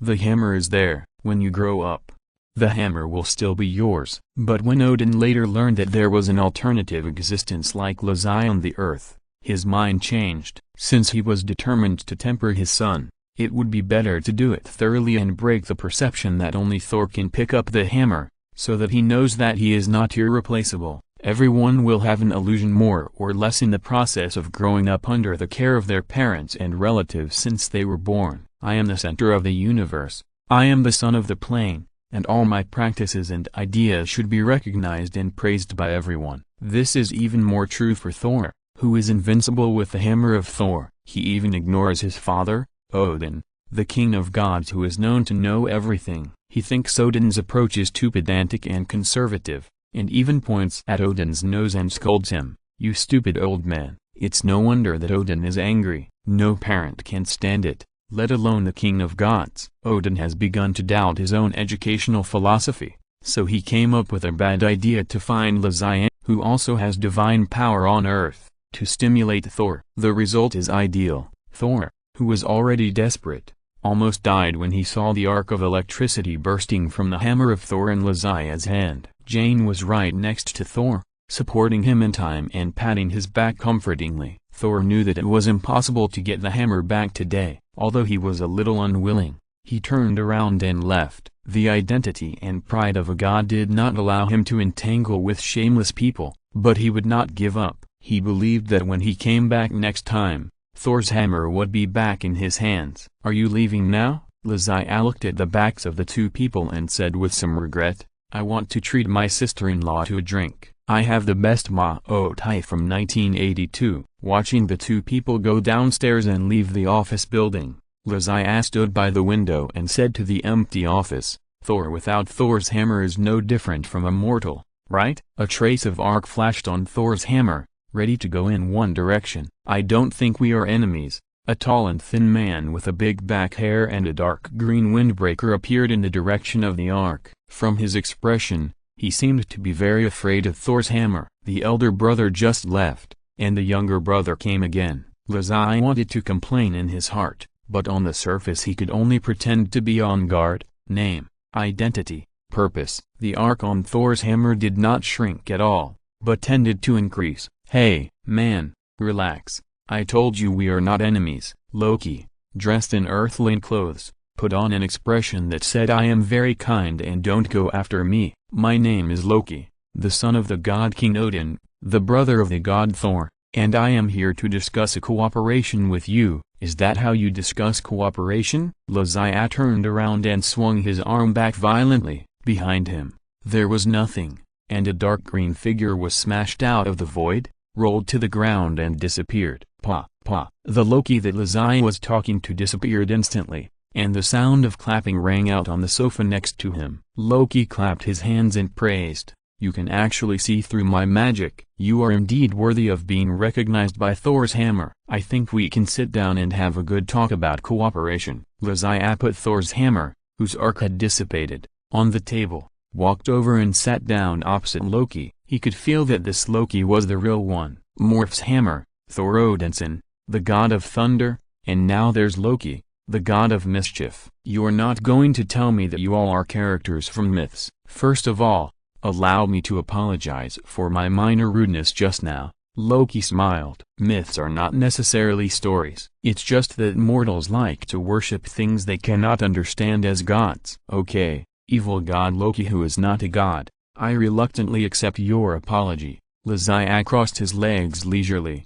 What is your purpose in coming to a mortal like me? The corner of Loki's mouth curled to one side. Mortal? If Mr. Zodiac is immortal, I'm afraid that everyone else on this earth can only be scum. Mortals cannot master divine power and are not qualified to pick up Thor's hammer. Zodiac rolled his eyes. You Asgardians all know that I have divine power? No. Your brother, whose brain is all muscles, didn't seem to know it just now. Him? There is always only war and conquest in his eyes. How could he care about these things? Loki shook his head. It was the biggest mistake of the father to make him the heir. Zodiac said that she followed the teachings of Mr. Luxon and would never comment on your family affairs casually. So what is your purpose in coming to me? Loki looked past Zodiac and looked at the Thor's hammer on the table. Zodiac could feel the yearning in his eyes. That is Thor's hammer, Thor's weapon. Although I don't know why you got it, I believe that since it chose you, there must be a reason. I need you to make a promise to me, no matter what. Never, ever return Thor's hammer to Thor. As a reward, after the matter is done, I will officially give you this hammer in the name of the God King. Zodiac raised her head. It would be a lie to say that she didn't like this hammer. This is definitely a weapon for showing off on the battlefield. And the hammer that was picked up is naturally not as easy to use as the one given by the owner. How can you convince me? After all, in our mythology, you are the god of mischief. Loki tilted his head. What do you need me to do to convince you? Zodiac smiled and showed 8 big white teeth. Simple. Just stay with me for one night. Thank you for the reward. Chapter 121 Water of Life. Although he was sure that Zodiac couldn't be gay, Loki couldn't help but feel his anus tighten when he saw his slightly sinister eyes. Although my name is Loki, I'm really not gay. Zodiac turned around and saw that it was getting dark outside, so he stood up and said, "It's almost time. Let's go." Loki was a little surprised. Let's go? Where to? Hotel? Why go to a hotel? Of course you have to go to a bar to drink. What kind of hotel? You're not a woman. Didn't Odin tell Zodiac to make friends with Loki? How can two men who didn't know each other before get closer the fastest? Of course, drink. Once a few cups of horse urine go into your stomach, no matter how well dressed you are, no matter if you knew each other before, you will definitely become close friends in an instant. Moreover, the program prepared by Zodiac is not just drinking. Loki's eyebrows jumped. He wanted to stab Zodiac to death right now, but if Zodiac died, no one could control Thor's hammer, so he could only let him jump around for a few more days. Orange Style is a formal strip club that has been registered with the government and has legal business qualifications. It has avant-garde ideas and clear intentions that conform to national conditions and customs. I tell you, I have wanted to come here for a long time, but I have never had the time. I happen to be free tonight. Let's go in together to broaden our horizons. I guarantee that you will be amazed. This is where Zodiac met Uncle Lee when she came out with Parker and Thompson. At that time, Uncle Lee issued a ban on the three of them. After a few months, the guards at the door had long forgotten about this matter, and the two entered the club smoothly. It is worthy of being a formal club. The decoration inside is very exquisite. The dark-toned decoration under the pink and purple lights gives people a feeling of full nature. In addition, on the central stage, two generous and frank female artists are seriously showing their many years of artistic attainments to everyone. Although the people in the audience are critically looking at them, they are not moved at all. Every time they lift their legs, they stretch so much, and every time they stand up, they use all their strength. They want to use their dancing to tell everyone present that I don't need to hide. After the audience carefully looked at all the possible holes and wrinkles with their scrutinizing eyes, they nodded and affirmed their outstanding advantages, and applauded. The artists who were affirmed by the audience naturally performed more vigorously, and more people joined in, from 2 people to 10 people or even more. Different dances and different advantages made the audience howl with satisfaction. How is this place? Zodiac pushed Loki, who was stunned when he entered the door. Compared to Asgard, this is our divine domain. Pulling the blushing Loki to sit at the bar next to him, Lazia pretended to be an old driver and waved his hand. "Give me 2 Tsingtao beers. If you don't drink at the bar, do you drink Fatotaku Happy Water?" The bartender smiled and handed over 2 small bottles. Lazia handed one bottle to Loki and took a sip of the other bottle. "Well, it was indeed different from what I drank in China." Since entering the United States in 1972, Tsingtao beer has topped the list of anonymous voting tastings many times. It is the best-selling Asian beer in the United States so far. Loki took the beer and put it directly to his mouth and drank it all in one breath. After putting down the bottle, he burped a lot. This beer tastes good." Loki turned his back to the stage and hiccuped to cover up his embarrassment. Lazia on the side was happy. As an old driver who could turn into a massager for Gwen for a night,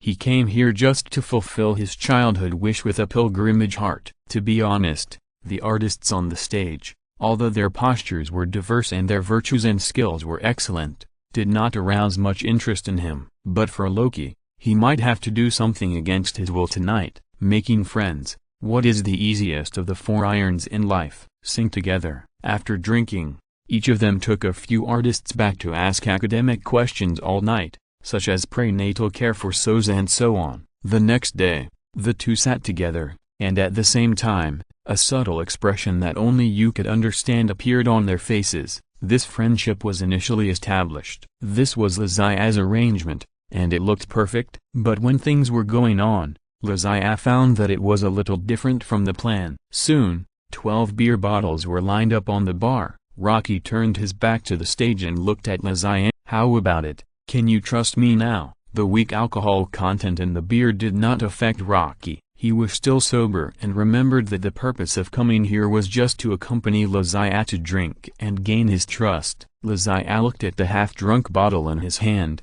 frowned and said, "Madame Adane, we agreed to drink for an evening, and it's only what time now? Bartender, give me a bottle of water of life." The bartender glanced at Rocky, said nothing, and took out a bottle of white wine with 96% written on it, opened it and put it on the bar.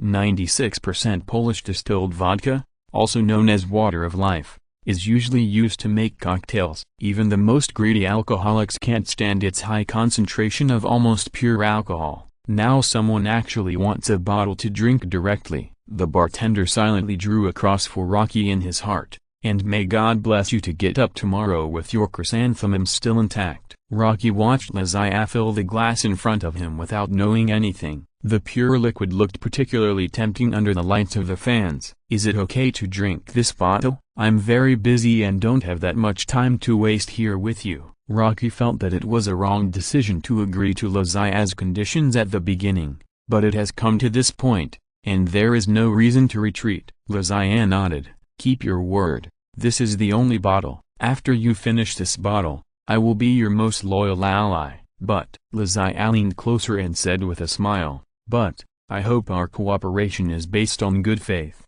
so please don't play any tricks, Mr. God of Mischief." "Humphrey, I give you the same advice. I hope you can keep your promise." Loki grabbed the bottle with disdain and blew it into his mouth. As soon as the wine entered his throat, Loki's eyes widened instantly. This burning feeling from throat to stomach was something he had never experienced in his life before. But words spoken are like water spilled. He had just made a harsh statement to Lazia, and he would not put down the bottle no matter what. Gulp, gulp. A pound of vodka slowly poured into Loki's stomach. Although his physique prevented him from being burned by alcohol, the presence of alcohol began to interfere with his nerves and thinking. Lazia clapped her hands and stood up. "That's enough. Mr. Loki, you have proved yourself. Our cooperation has been reached. I promise that as long as I can still lift the hammer of Thor, I will never give it to Thor." There was another half sentence that Lazia didn't say. "As for when I can lift it, I can't guarantee it." Loki no longer had the energy to savor the meaning of Lazia's words. After relaxing in his seat for a while, he opened his eyes, turned around, and began to watch the performance on the stage with a happy face. "Don't leave in a hurry. Now that you are here, how can you not appreciate it?" Chapter 122. The Truth After Drinking. Loki is a complicated character. He is a supervillain by definition, and is born on the opposite side of the superhero camp. and what he did after his appearance,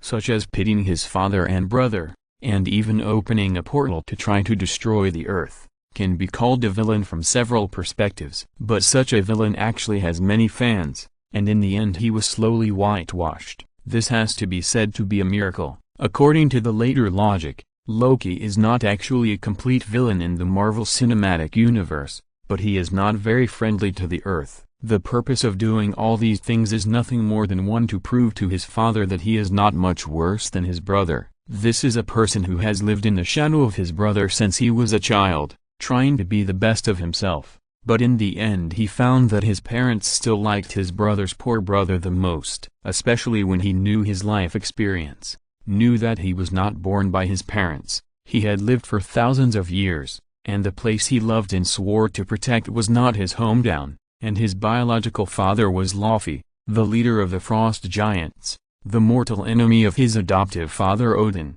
He was strong enough not to collapse. He had already recognized the identity of an Asgardian, but now the truth told him that he was a descendant of the Frost Giants. This fact almost crushed his worldview and made him feel that his first half of life was a joke. So, the reason why my father did not recognize me was not because I was not good enough, but because I was not his biological child. In order to stick to his original cognition, Loki made a decision very happily to prove his strength to his father and let him know that even if he was not his biological child, he was capable and qualified to inherit Asgard. In order to prove himself, a bold idea came into his mind: destroy the Jotunheim Mountains, return to the lair of the Frost Giants, exterminate the entire Frost Giants, and completely wipe out the enemies of Asgard. Such an achievement is enough for him to be canonized legitimately, so that he can be recognized by his father Odin, and let Thor see that Asgard has become better under his leadership.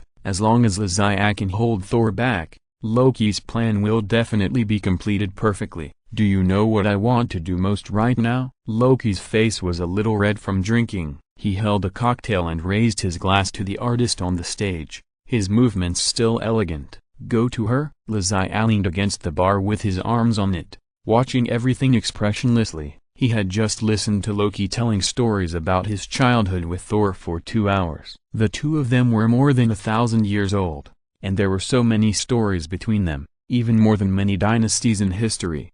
When Lazai was in school, he couldn't even understand the history of a dynasty, so how could he remember those hundreds of years of childhood? After hearing the last part, Lazai didn't remember what was said before. His mind was in a mess, and he felt like there were two miniature versions of Thor and Loki running around in his mind. Loki glanced at Lazai with an evil smile. You mortals are born with desire control, the desire to survive, the desire to reproduce. There are too many. Lazai retorted angrily.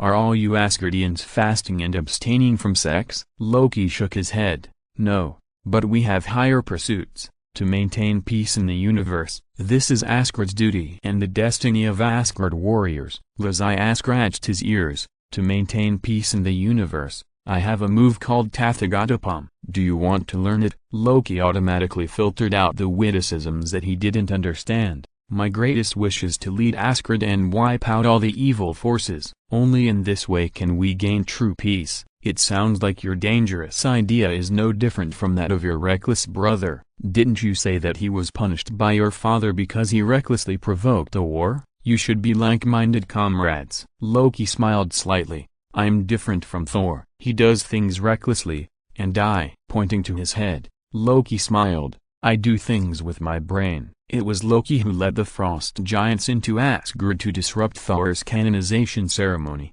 It was Loki who encouraged Thor to seek revenge on the Frost Giants, and it was Loki who reported Thor's movements to Odin by real name. Speaking of playing with his brain, the god of mischief and tricks has surpassed Thor, whose official ability value is only 2 points in intelligence, by who knows how many galaxies. Lazai also knows what Loki is thinking. In order to get the recognition of his adoptive father, he wants to kill his biological father. To be honest, for Loki, who does not recognize his identity as a frost giant, Laufey, his biological father who once abandoned him, never met him, and never fulfilled his raising responsibilities, is like a stranger to him. In doing so, Loki does not know whether to say that he is ungrateful or ruthless. In the same words, such family affairs cannot allow him, an outsider, to interfere, as long as Loki thinks it is worth it. After clinking their glasses, the two drank the colorful drinks in their glasses. Loki stood up and pointed at the stage.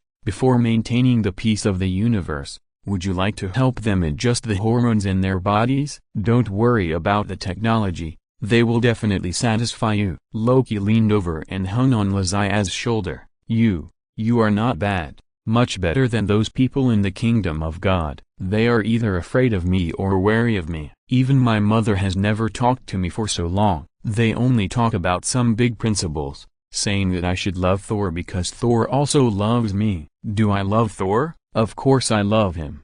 Not only him, but also the Father God, the Queen Mother, and Asgard. How I wish I could be a complete family, but Loki was drunk. After drinking a bottle of 96 proof vodka and dozens of bottles of miscellaneous drinks, he finally fell down. Loki completed the task well. Since Loki was willing to tell him so many childhood memories, he accepted him to some extent. For a prince who has been noble since childhood, he rarely has playmates who can get along with him on an equal footing. In addition, his personality is somewhat withdrawn. Thor may be the only child he grew up with. So Loki's feelings for Thor are absolutely sincere, and his jealousy is naturally sincere. For such a Loki, the appearance of Loki has made up for the emptiness in his heart to some extent. A friend who is not afraid of his identity, does not care about his reputation, does not mind his tricks, and invites him to drink and watch big hot girls together is exactly what he lacks the most. Loki is so drunk that Loki naturally cannot throw him together with the artists. With his white-faced little bottom,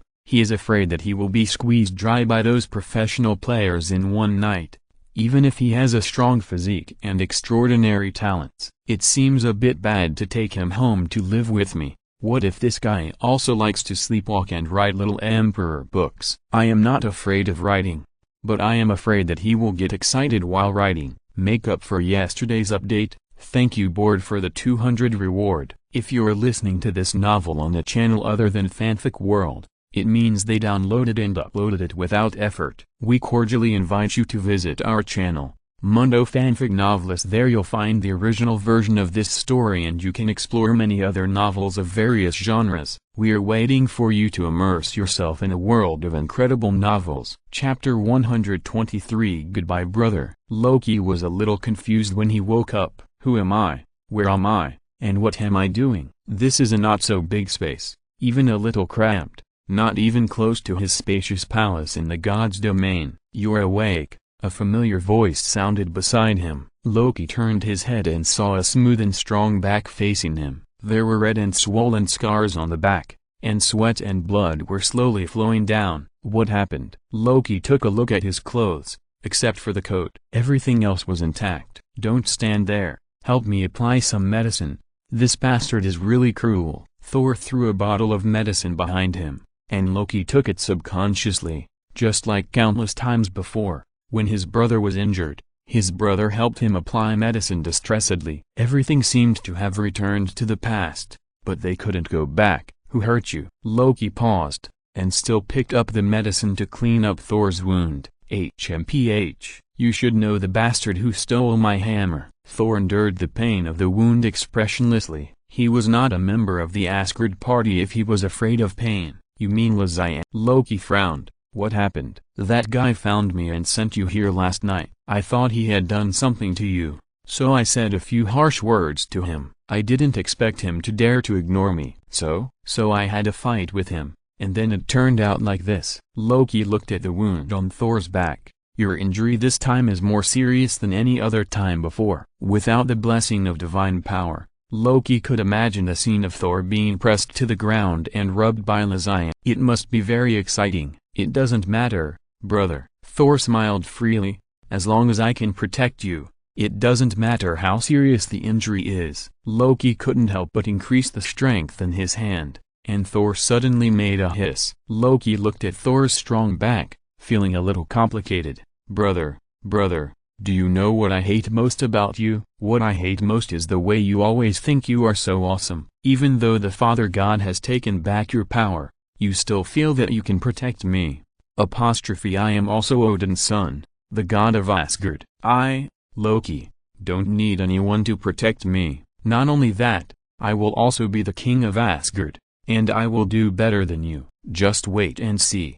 By the way, Thor turned back and asked with a smile, did you come here to see me? Has the Father God forgiven me? Are you here to take me back? Loki scowled. I came here to tell you that the Father God is dead. Thor's smile froze on his face. What did you say? This is impossible. The Father God. Loki did not explain. Odin's health was getting worse and worse. This was something that all brothers knew. Because of you, Asgard is facing a war. This is a huge crisis. You need to be responsible for it. I know you love Father God. I have tried to explain to him, but he didn't listen. It is cruel to deprive you of your divine power so that you can't lift Thor's hammer again, but that is Father God's order, and no one can disobey it. Also, I am now the king of Asgard. I will take good care of the kingdom of God. Don't worry. Thor heard this, and it would be a lie to say that he was not depressed. However, the pain of losing the throne did not make him more sad than losing his father. So it didn't matter whether there was divine power or not,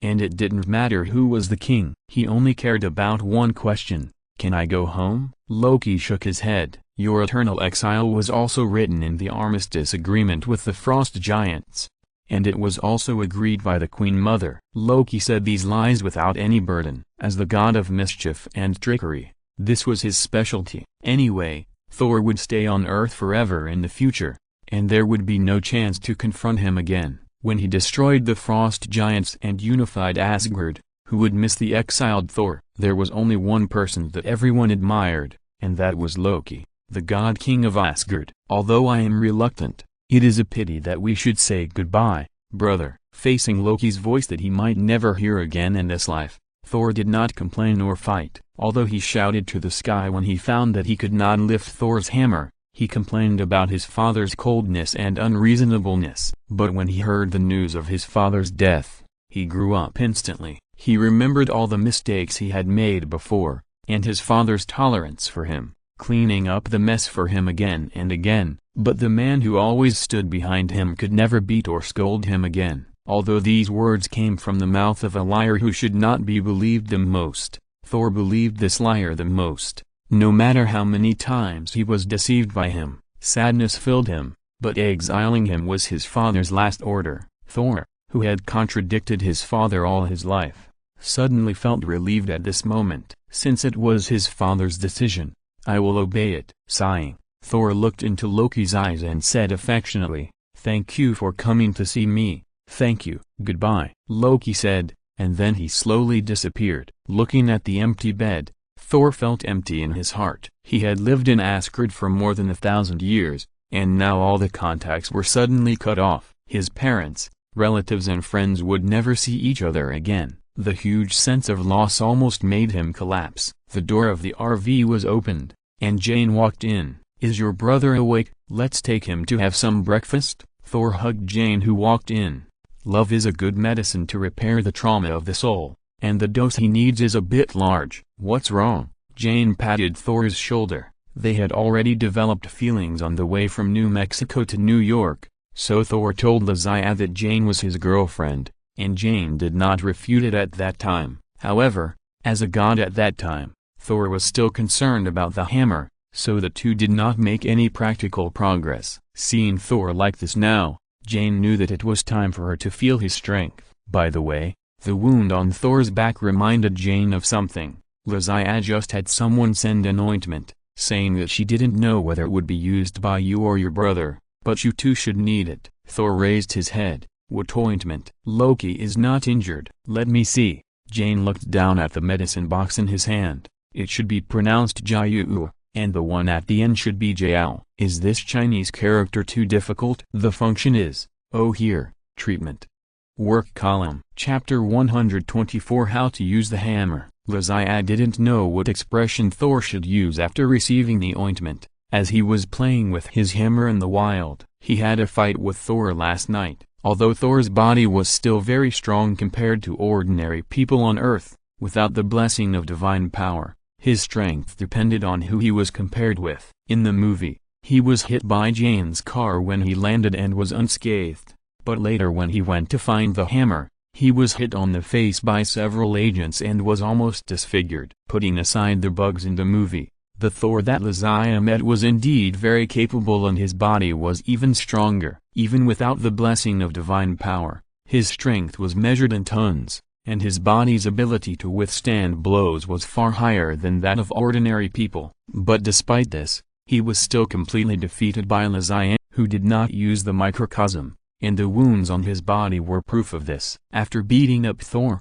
Lizaya didn't feel much sense of accomplishment, because the other party was just a stronger person who was deprived of divine power, not the Thor holding the storm axe, waving his hand to draw the thunder of the cartoon god, and his heart was full of hatred. Improving his own strength has always been what Lizaya insisted on doing, not to mention the Battle of New York, Ultron and the purple sweet potato spirit who likes to snap his fingers. For example, the Mandarin who was punched away by the little lion, Lizaya is not sure whether he will continue to make a comeback. In the movie universe, he is just a third-rate Hollywood actor who was pushed to the front as a puppet by Aldrich Killian, the founder of AIM. It is more like a joke to say that he is a villain. But the one Lizaya met was the nemesis of Iron Man in the comics, a big villain who mastered the 10 magic rings and practiced magic. His plan to control Zhang Shankai to kill Tony was stopped by Lizaya, and he went to the door in person and was finally punched away by the little lion Regulus. It can be said that the hatred between him and Lizaya is very deep. Lizaya cannot guarantee that he will not give up his lofty ideal of ruling the world first,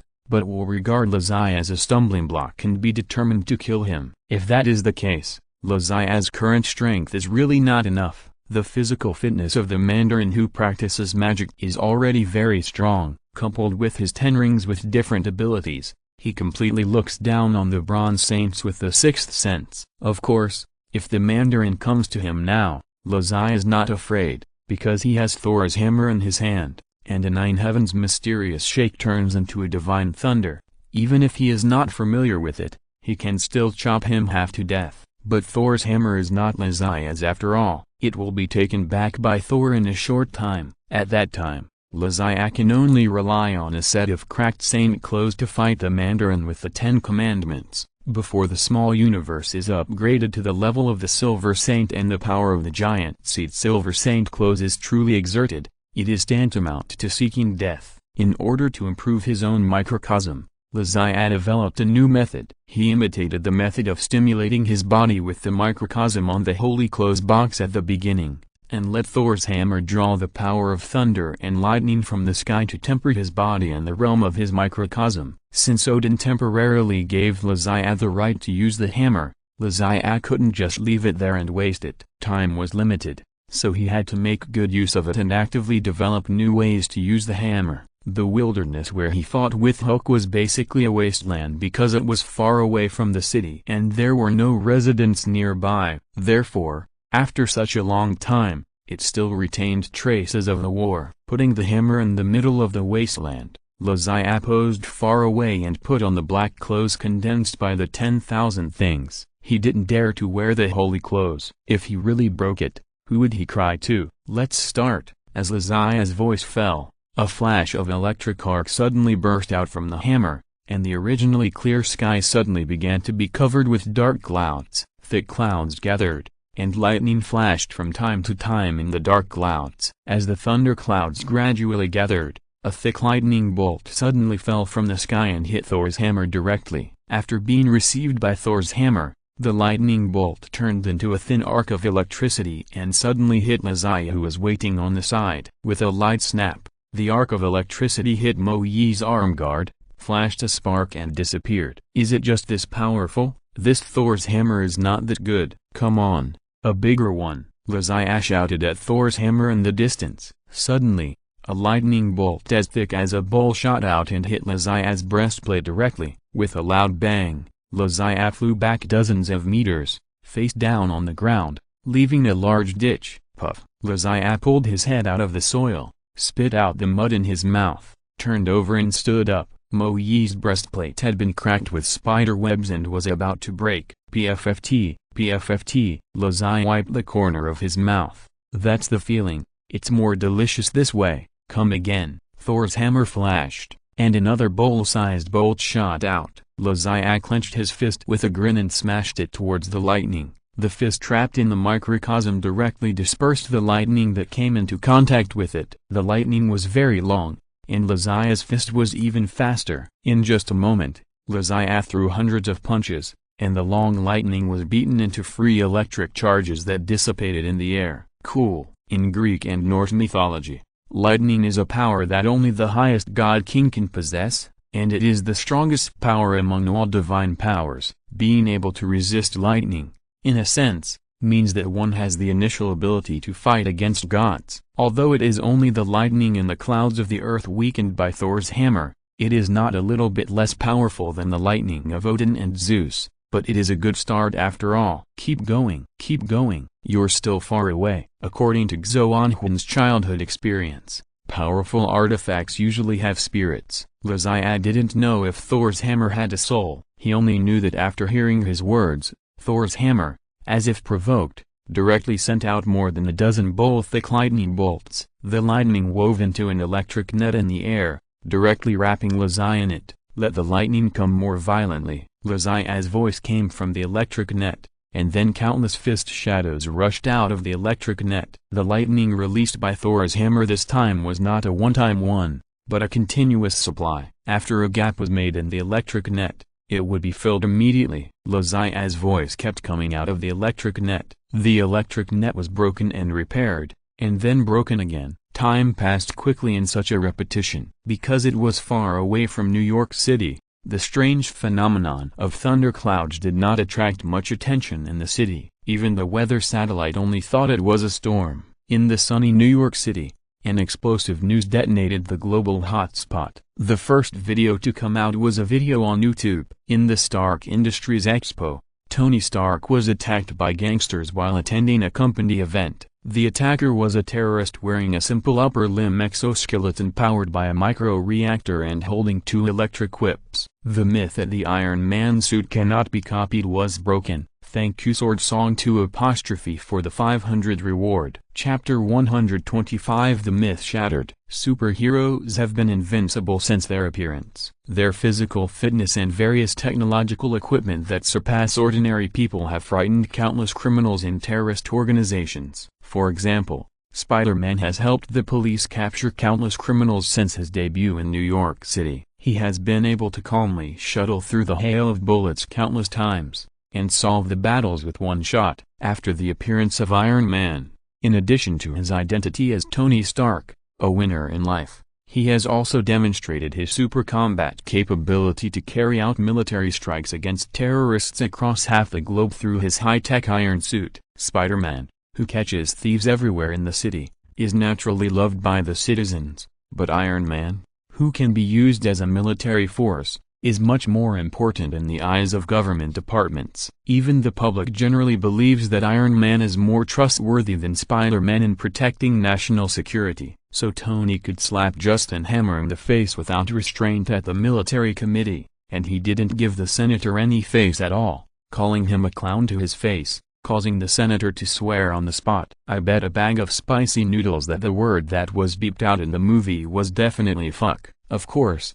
this senator himself has a dirty bottom, but let's not talk about that for now. Tony even said arrogantly, "I can maintain world peace alone." Well, Iron Man, who claims to maintain world peace alone, was almost killed by an unidentified guy wearing simple equipment. If Happy and Pepper hadn't arrived in time and delivered the developed suitcase-style portable suit, Tony would have been GG on the spot. Although the appearance of Lazai provided Tony with new ideas, time played a joke on him. Before his anti-sacred armor was developed, someone who could threaten him appeared. Ivan Vanko, the son of Anton Vanko, who once designed the arc reactor with Howard Stark, brought with him the grief of losing his father and the resentment of being poor for decades. When he failed to stop Tony in Morocco, he decisively smuggled to New York and came to Tony's door to kill him. Tony was fine, But his myth was shattered. He was no longer the Iron Man who could maintain world peace by arguing with a group of pigs at the hearing. He was an ordinary person who was in danger of his own safety and needed to wear a tin can to protect himself. When Laziah knew about this, it was already night. After a day of hammering in the wild, although he was physically and mentally exhausted, his achievements were remarkable. After a day of training, he became more proficient in the mastery of the microcosm and could easily spread the energy of the microcosm throughout his body. Although there is no way to completely isolate the power of lightning through the microcosm, if it is replaced by magma, he can definitely take a bath in it without any harm. Of course, he didn't know that he had already reached this level in the illusion of Deftelos, but his memory was reactivated. In addition, in order to fight against lightning, his punching speed has also increased significantly. Although it is not as exaggerated as a Mach speed increase, it makes him know that he has found the right way. If he continues, the quantitative change will lead to qualitative change sooner or later. I just don't know if Thor can wait until the day when Laziah changes. If there is no Thor, this method will be difficult to continue.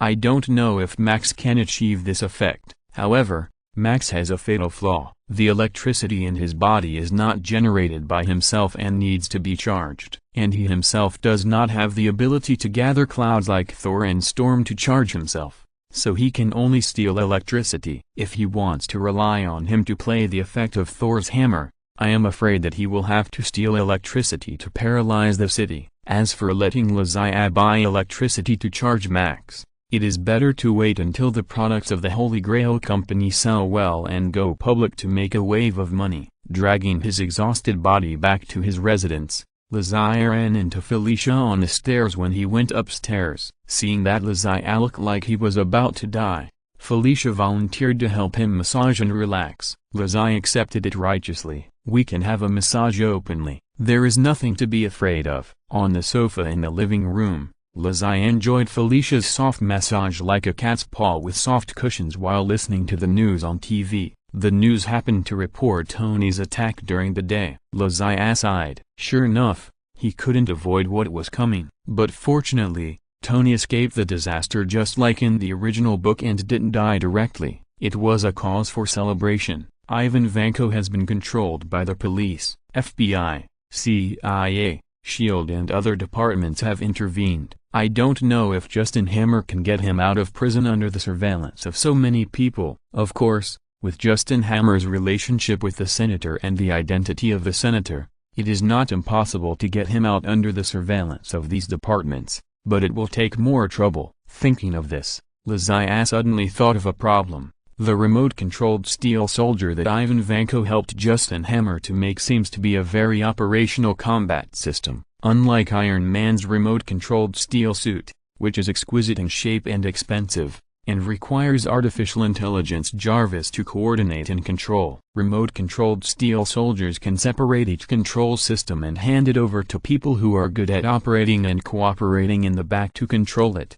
and immediately form a wave of steel army with powerful pushing ability. If there is such a large army, will the invasion of Chitauri be a problem? Compared with the number of people, my great China has never been afraid of anyone. Thinking of this, Laziah's mind opened up. He was originally planning to return to China in a while. Since he was going to return to China, he couldn't go back empty-handed. The holy clothes and this small universe had been tested and could not be passed on. So what should he prepare? Originally, he wanted to trick the Green Goblin suit of the Osborn group and bring it back, but the potion had not been developed yet, so he couldn't tell Harry, and Harry didn't know that his father had made this thing. In addition, the Green Goblin's demon glider needs people to control it, which requires strict training and has a low fault tolerance rate. It seems that it is not as convenient as a fighter for large-scale actual combat. Iron soldiers are different, with domestic manufacturing capabilities.